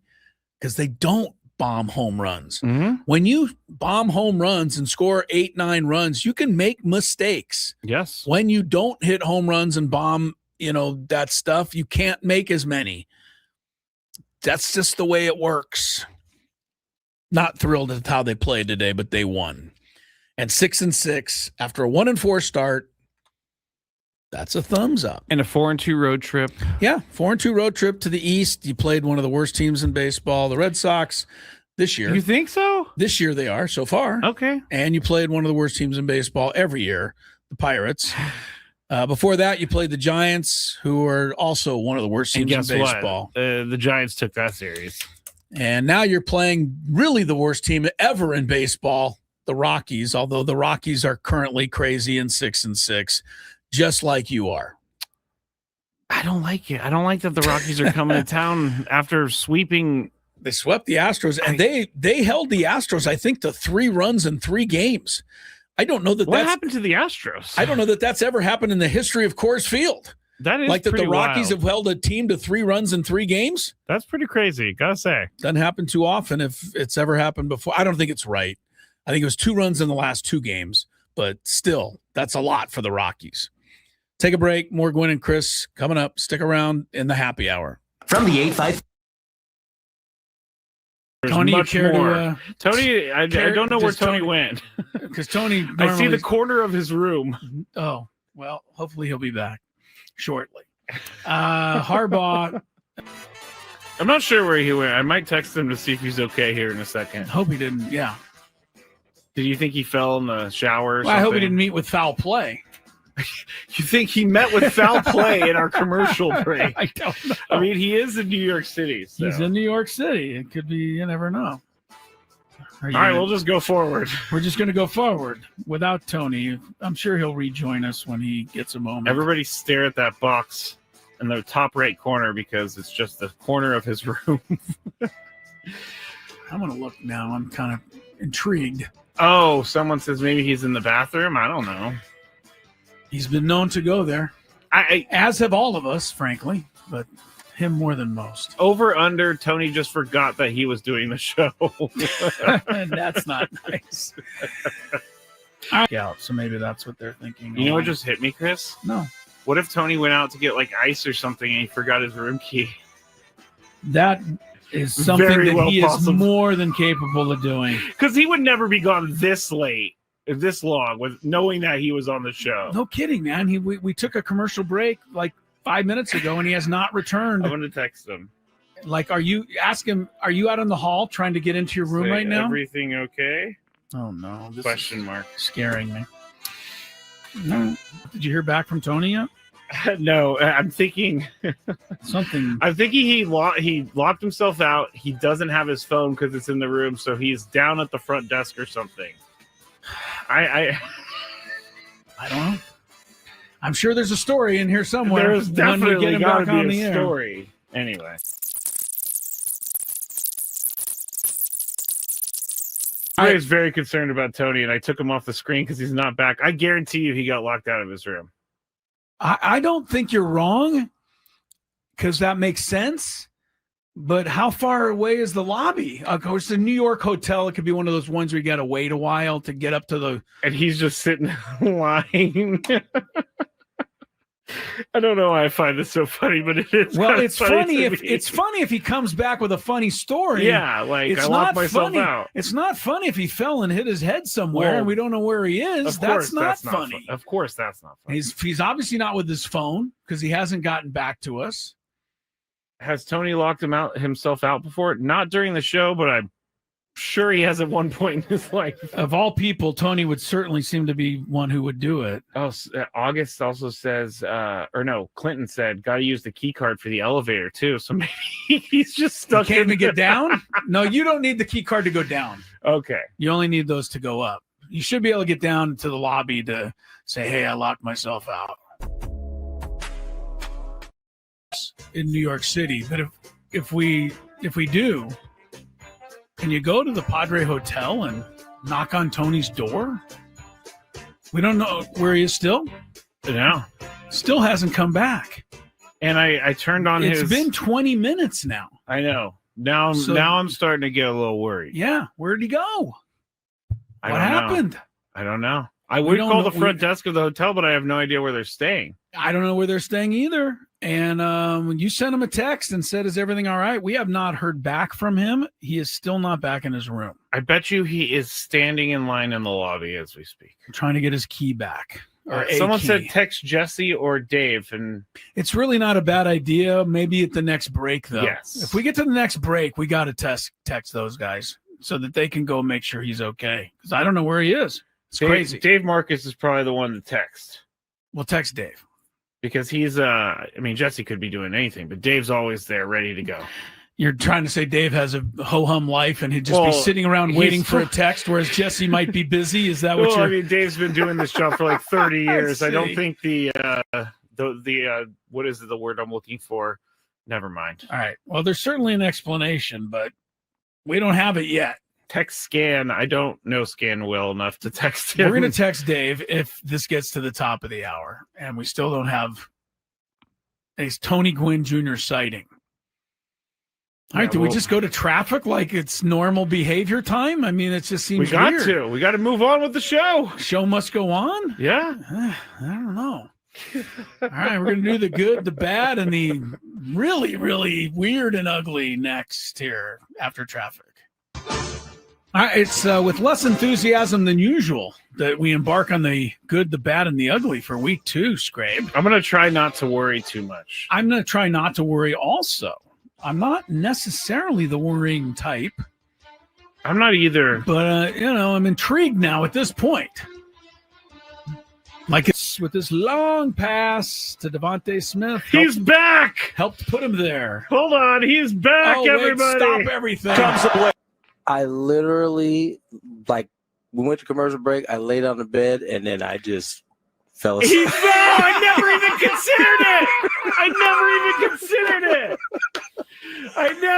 considered it. Tony, you care to, Tony, I don't know where Tony went. Because Tony, I see the corner of his room. Oh, Well, hopefully he'll be back shortly. Harbaugh. I'm not sure where he went. I might text him to see if he's okay here in a second. Hope he didn't. Yeah. Did you think he fell in the shower or Well, I hope he something? didn't meet with foul play. You think he met with foul play in our commercial break? I don't know. I mean, he is in New York City. So. He's in New York City. It could be, you never know. All right, we'll just go forward. We're just going to go forward without Tony. I'm sure he'll rejoin us when he gets a moment. Everybody stare at that box in the top right corner because it's just the corner of his room. GL Pools. They're the company trusted by thousands of San Diegans to keep their pools sparkling, swim ready, and expertly maintained. Call GL Pools now. Say radio when you talk to them, and you'll get yourself a free month of service. Gwynn and Chris from the Bill Howe Studios. We know how. We also know that still, the Odyssey Palace as well. Yes, people ask me how comfortable the Odyssey Palace is, and I tell them it's comfortable. Yeah, it's not. I say it's not. Well, I call it a palace, so people think it's really nice. Do you tell them that we can't figure out the temperature in this room? The temperature is a battle in here for sure. I starts walked in off here really warm, and I wear long sleeves even in the summer because it gets so cold by the end of the show. People always ask me, "Why are you wearing a sweatshirt? It's 98 degrees outside." Right. Because it's about 62 in here. Good news. Not only did the Padres win today, 8-2 over Pittsburgh, Dodgers lost. Blue Jays come back from 3-1 down, beat the Blue Crew. The Blue Jays beat the Blue Crew 4-3 today in Toronto. Shohei Ohtani, 6 innings, allowed just 1 unearned run. But the Dodger bullpen let this one get away. 2 in the 7th for Toronto, tied it. They win it with 1 in the 8th. So yeah, good. Padres are 6-6. Dodgers, I believe, 9-3. Scrappy, we're only 3 back with 150 to play. I think they have enough I think time. we got a time to catch them. I think they do. Hopefully they will catch them. I got a couple of quick stories before this is like my happy hour fun stuff. Well, one is more serious. So you want to start with the fun one? More fun first. Okay. We've talked about the NBA and the fact that these teams are tanking. I don't know if you saw this, but the other night the Kings were playing the Warriors. The Kings are leading by 1 point with 3 minutes to go in the game. The Warriors have the ball down 1. Sacramento coach Doug Christie calls for forward Doug McDermott. He tells him, go foul Seth Curry, even though they're in the penalty. Everyone in the arena is going, what the hell are they doing? You're winning the game and you're committing an intentional foul that is on a guy who is an 86% free throw shooter. That is kind of insane. After the game, Draymond Green, never one to mince words, said, I saw a team tonight foul Seth Curry with 3 minutes to go for no reason. Green said, I get fined when I do wrong, so fine the hell out of these people. And he's referring to the tanking epidemic, and everybody's thinking that Sacramento just trying to lose these games. Well, the Kings have had time to think about it. Oh, what's their excuse? They're saying that Christie wanted to use a timeout before the clock ticked under 3 because then he would have lost it in the NBA's rules of having to use it. And he miscalculated that the Warriors were in the bonus and didn't know by fouling he'd be putting Curry on the line. Okay. I can buy that. You can? That a coach is that stupid that he didn't know that the team was in the penalty? It's right there on the board. We can all see it. I was going to buy it for a second, but I can't Don't buy this. This is stupidity. This is coaching 101 And stuff. if Doug Christie was that dumb to not know that he was going to put a guy on the line like that, then he shouldn't be my coach in the first place. NBA's got so many issues. I just want to get to the playoffs and watch some games. But you know what they're most concerned about, or they're most, what's the word I'm looking for? Focused on?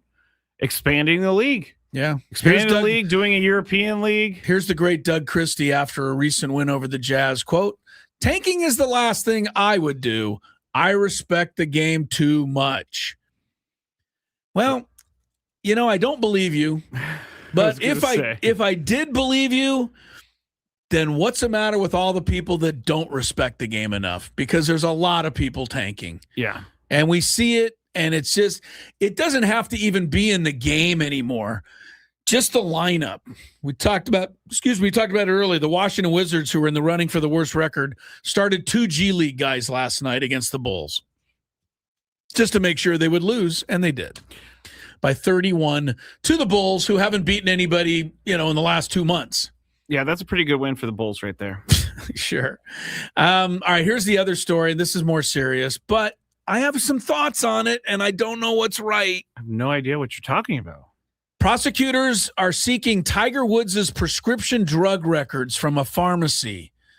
Oh. They want to see what he's been taking. This after his vehicle crashed in Florida, arrested on suspicion of DUI. I've heard a lot of people say this, Scrape. If it were me, they'd lock me up and throw away the key. Yes, they would. But it's Tiger Woods, and he gets preferential treatment. On the other side, I've seen people say locking him up and throwing away the key is not the best thing for Tiger Woods. The best thing for Tiger Woods is to get some help, real help, so that this kind of stuff stops happening before he kills himself or someone else. So where should we come down? The prosecutors are trying to, find it out and get him convicted here. Should we be rooting for them to do that? Or Yes. should we be rooting for Tiger to find the help he needs? Sometimes Both? you find the help you need in bad things happening to you. Maybe. And so maybe that would be a wake up for him. I have no issues with them trying to go after his prescription history. Yeah. Because he got pulled over. Well, he didn't get pulled over. He rolled his car. and had car. two loose pills in his pocket. Yeah. I have no issues with them going after I talked to a this. friend of mine who's a fireman in San Diego, and he's on the scene of a lot of Bad emergency accidents, calls. Yeah. And, in his experience, I kind of trust because he's been on this stuff. He's seen it. And he said, you have to be driving like an absolute idiot to roll your car. On a street like that, too? Yes, you can't just roll your car because you happen to clip somebody. No. Unless it's the perfect angle. And you were going too fast. So, somebody's got to present. I just don't want to read a story where it goes across the bottom line. Breaking news, Tiger Woods has died. I don't want to see it. And don't say I'm overreacting, because that's what we saw with Matthew Perry and Michael Jackson and Prince and the guy from the Angels, Tyler Skaggs, and a bunch of other guys. I don't want to see that name and Tiger Woods. And people say, it'll never happen. Yeah, I will. If he keeps driving like this, even if he doesn't kill himself, he's going to kill someone else. And that may be even worse. Even outside of the driving, he could be killing himself by taking all these medications. I don't think you're crazy for saying that. I unfortunately, after what we've learned in the last few months about Tiger, it would not surprise me if something bad happened, because that's the lifestyle that he's living or was living. He really needs to. The biggest thing is for him to actually believe that he needs help. And I'm hoping that Sounds like he believes it. Okay. I hope it takes hold. This is an incredible thing to me. It was Thanksgiving of what year? When it was all 2010? started? 2009. 2009. So that means Tiger Woods' fall from grace has been 17 years in the But making. he made it back. Once he started, once people started seeing that he was a human and he had kids and Charlie, he kind of made it back into the good graces of the public. And then this thing takes him out of it again. Well, you think this thing took him out, or did the 2021 car crash when he butchered his leg? See, that's the thing that... Did people just feel sorry for him that time and just Well, he kinda wasn't up? under the influence at the time. I don't know. He's had 2 DUIs. That wasn't one, or that was another one. It's just He had different. another one where Okay. he was just got pulled, I think he just got pulled over. I think he was maybe sleeping in the car. And then they asked him to do the alphabet or something. It was the video's online. Okay. Anyway, Tiger Woods was before Thanksgiving of 2009, exalted more than maybe any person, celebrity, athlete on this planet. He was squeaky clean. The best. 17 years, he's sullied it, and that is not easy to do when you were at the heights that he had reached. That is true. Okay, so I'm going to root for him to go to jail Me too. Get prosecuted, and then while he's sitting there, realize when I get out, I need help, the right help. Yes, he needs. So you kind of want help. both things to happen. You do, because I got put in jail. It changed my perspective on things. I was like, man, yeah, I could start getting to jail a lot because I'm doing these really, really bad things. So I don't want to do that. So maybe I need to re-examine. Jail's not a fun place. I don't know if you know that, Chris. Spent a night there once. Didn't like it. No, I didn't like it either. Gwynn and Chris continues with more of the happy hour stuff on 97.3 The Fan. From the first pitch of the year.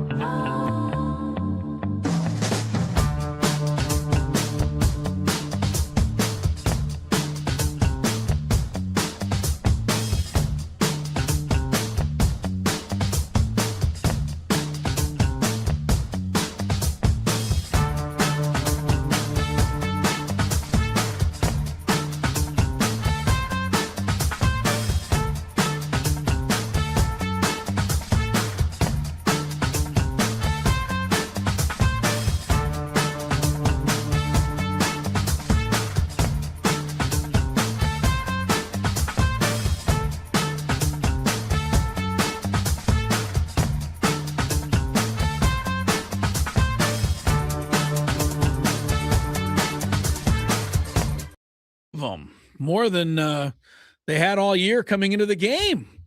They had 5 all season. 6 today, ran away from the Pirates 9-2. Welcome back to Gwynn and Chris, 5:34 at the time. Happy hour wrapping up here. Stolen base was a good thing to the Padres today in the win.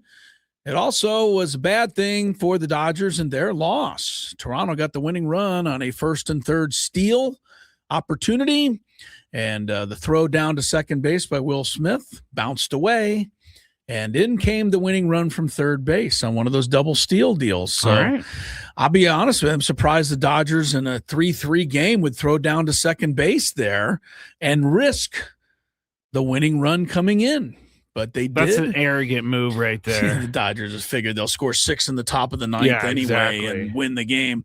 They didn't win today. The Blue Jays took them out 4-3. Padres 6-6 come home to take on, believe it or not, the 6-6 Colorado Rockies, who completed a sweep today of the Astros. The Rockies have now matched their total of sweeps from all of last season.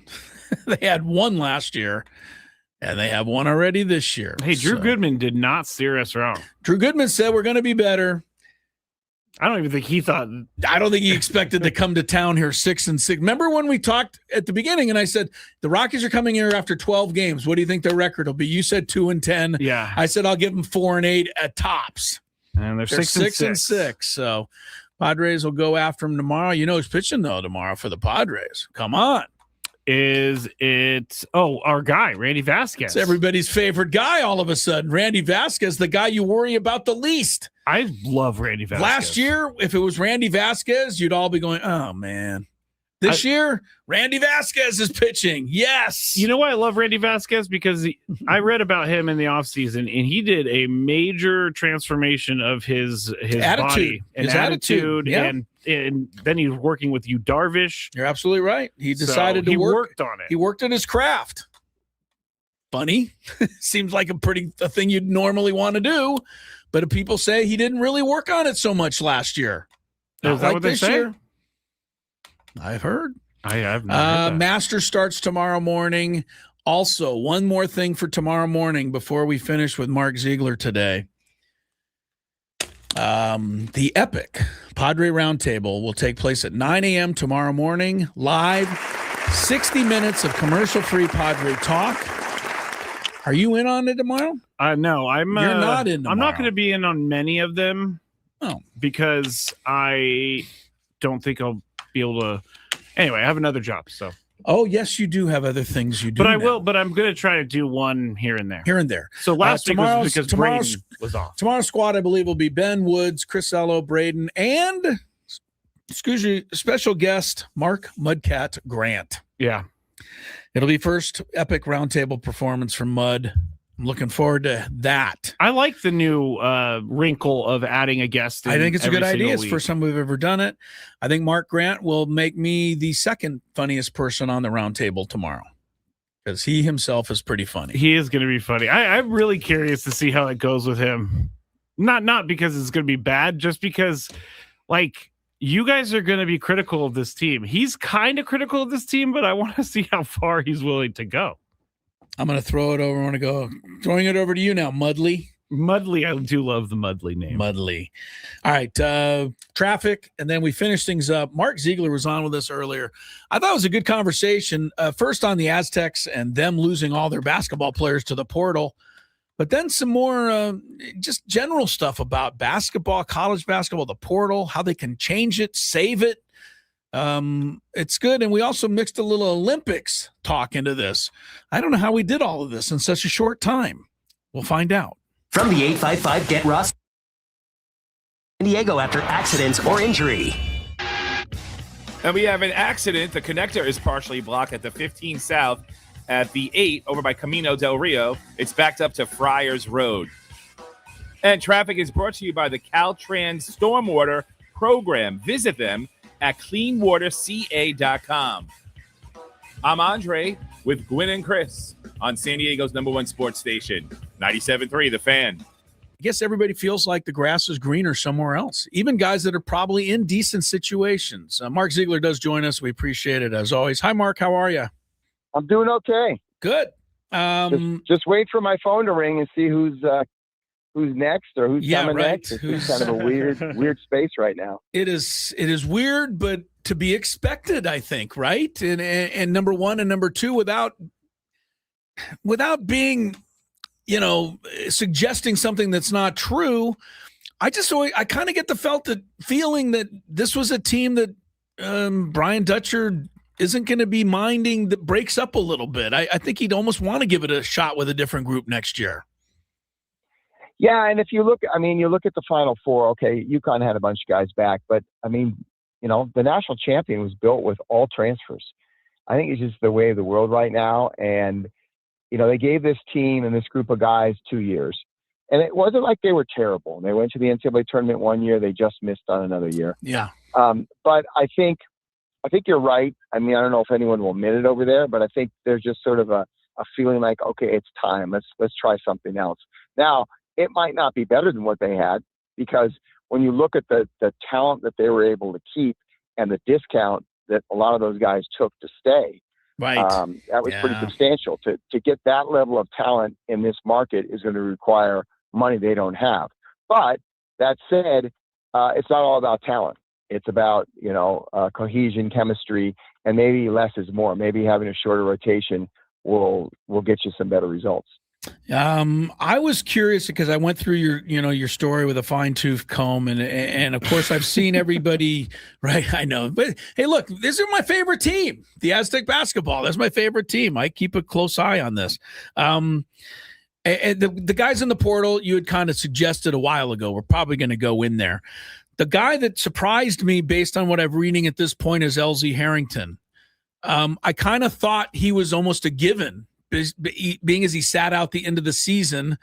I'm not saying it's a done deal yet, but so far he's staying right at the moment, right, Mark? It looks like it is. He Okay. is. I think that's the direction they're leaning in now. They're the guys who are not in the portal. They're frantically trying to finalize deals that kind of lock them into staying in San Diego State. Right. And nothing's done until it's done. And I was talking to Brian Dutcher yesterday. And he goes, "Look, the fan base may be surprised by some stuff. We are not surprised anymore. Yeah. Nothing surprises us. So until somebody has signed on the dotted line, and even then sometimes there are surprises, nothing's finalized. But I think it's fair to say that the guys who are not in the portal right now are guys who are planning on staying, and the guys who are in the portal are planning on leaving. I don't think you'll see too much crossover there." Talking to Mark Ziegler of the San Diego Union Tribune here on the SDCCU fan hotline. It's not big bang banking, it's better.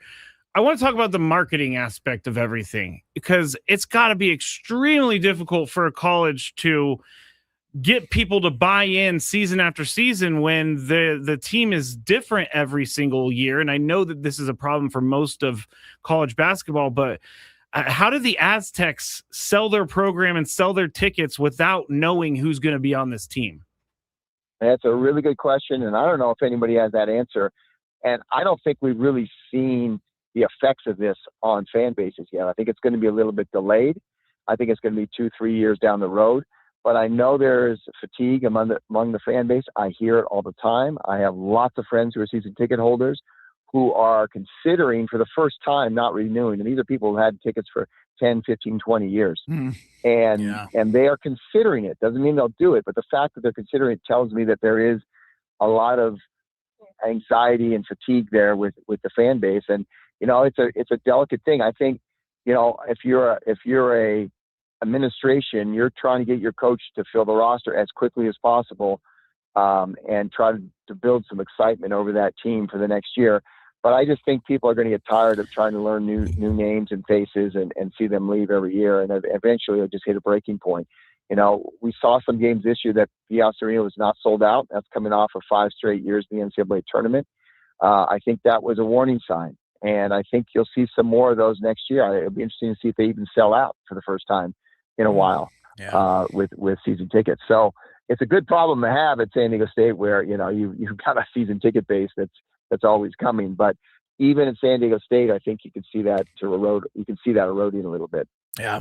Mark Ziegler's with us, having my contacts and, closeness with the women's team. They're going the exact same thing, just different issues and different, monetary values, but kids are all looking for the perfect, the grass is greener.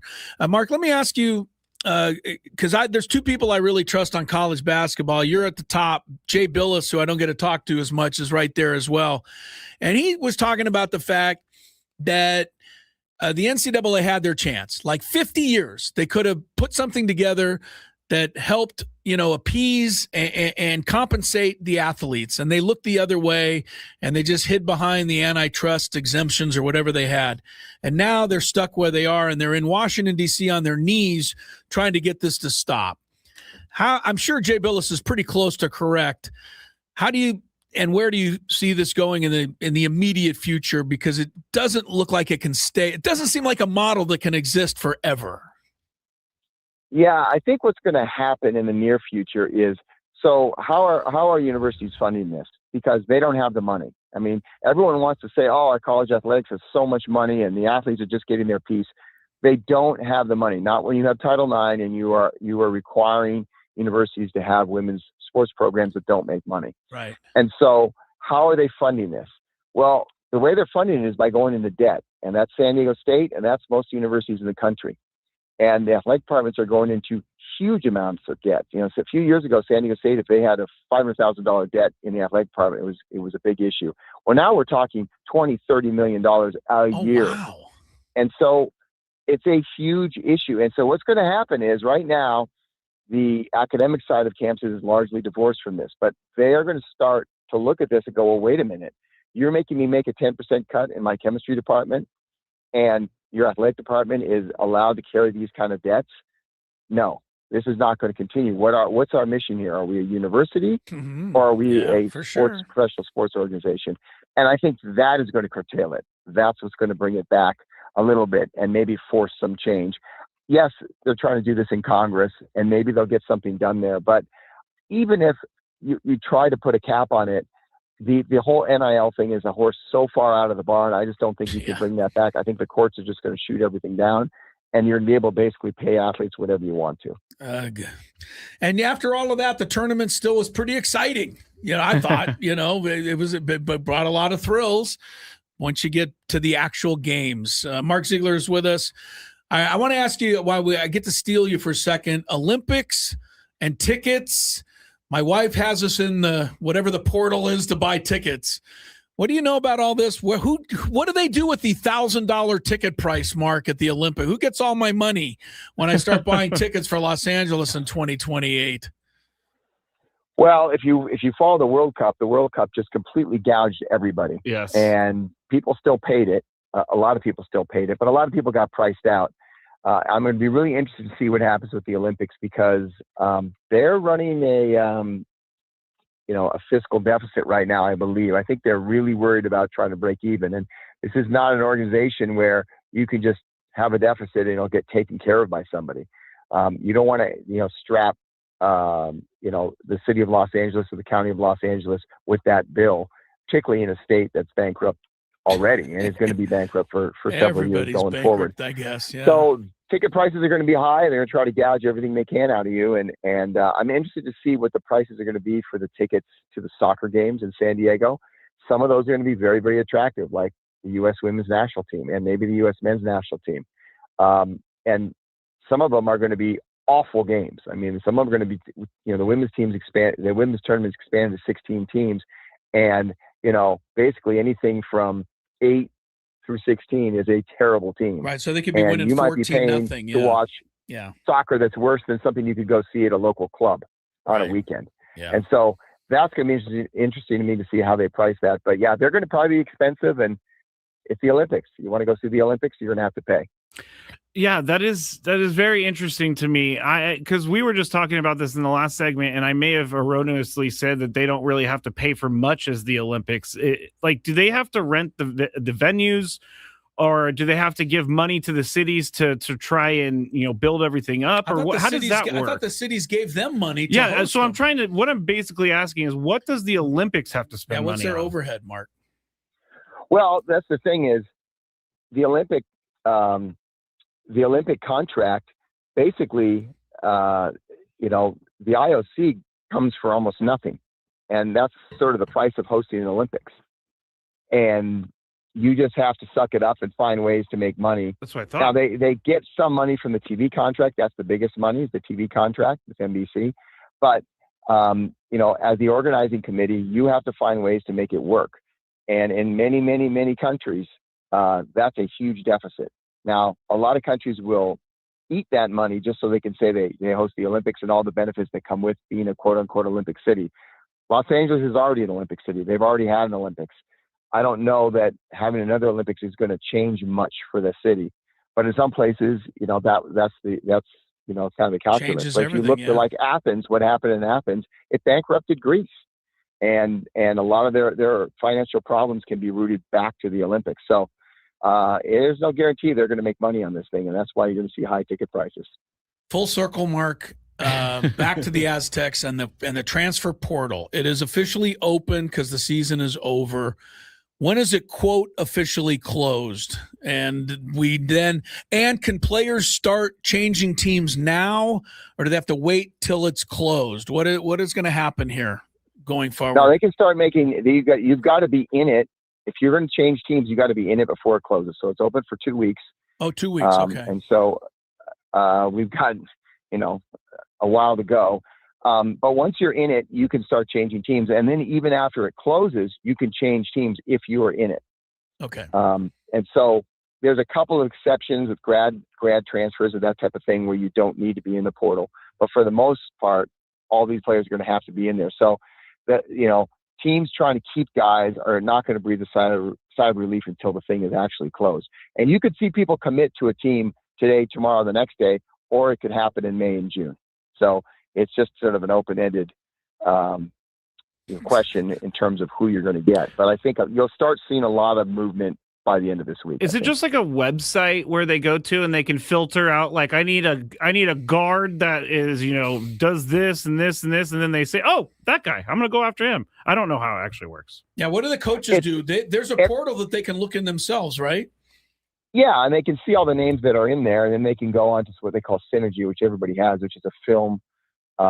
It's a company that takes all the film from all the games, and then it clips individual. So you can say, okay, Joe Smith is a guard. I want to see all his screen rolls and empty ball screens on the right side of the floor. And then boom, click a button, and you'll see 15 clips over the season. Wow. And so that's how they scout a lot of these guys. And then there's also analytics programs that break down every player and by analytics and say, this is what their value is, and slot them into, high major starting center. That's going to be that's a $2 million player. And now that's an inexact science. And, that's an analytic guy, probably never played basketball saying it, but so you have to, and then you got to do your background checks, and you got to call parents, you got to call, AAU coaches, assistant coaches, everybody trying to find out, is this guy good seed, bad seed? Right, what kind of guy? Good problem, is he not? Yeah. So it's so complex, it's so complicated. Yeah. And when you've got 3,000 guys in it, you can imagine how much work you got to do. I know that the last thing the women's basketball players at San Diego State and every other team do before they go out on the court to practice is they put that little chip into their jersey, which monitors every single move that they make for the next hour and a half. And they wear them during the games too. Yeah. And this is how all these analytics are all acquired. Wow. And it boggles the mind because I can't figure it all out.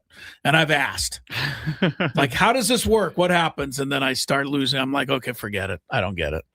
All right, Mark. And the one thing I'll say about that too is some programs really rely on analytics. An example is New Mexico and Eric Olin, right? He has his, all the numbers are the same, but he has his own secret sauce of which numbers matter and which ones don't. Okay. He puts together his own sort of score for each player. And, okay, we need a guard. We want him to have this kind of score, and they go after that guard. Brian Dutcher is not an analytics guy, and so a lot of what they do is culture-based, defensive-based, toughness-based, and so the analytics don't necessarily reflect that. And so I think their job actually becomes harder because they have to evaluate character, they have to evaluate versatility, things like that, length, athleticism, that are really important in the way they play defense and just the way they run their team. And so I think in some respects, the analytics guys have it easy right now, or easier, And guys like Brian Dutcher and his staff have a much, much tougher job evaluating and picking the right guys in a very short amount of time. Scrappy was just showing me a video of something that caught his eye. What was it? It did. It was the game today between the Angels and the Braves, and they were trying to catch the Angels catcher was trying to catch someone stealing, and in his follow through, he punched the batter in the bat area down below. The batter who was standing there next to Jonah him while Heim. he was So throwing it was a the ball. catcher on catcher crime. Catcher on catcher crime. They go back after the whole throwdown. They go back and they look, and he's like Jonah Heim's like doubled over.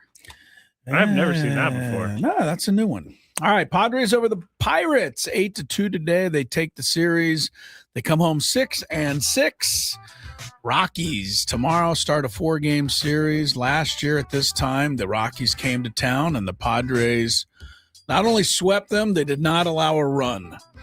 I don't know that that's going to be the case this time. Looks like the Rockies are quite a bit better. But Randy Vasquez will be out there to try and shut them down tomorrow night. Don't forget, we got epic Padres roundtable tomorrow morning, 9 a.m. Mark Grant is a celebrity guest host. Tony Gwynn Jr. will be back with us on the program tomorrow at 2 o'clock. Scrappy, you do Chronicles tonight? I sure am. Come on! I sure am. There's more of this good stuff ahead with Scrappy. You're right. Talk to everybody tomorrow. I will. Scrappy will talk to all of you next.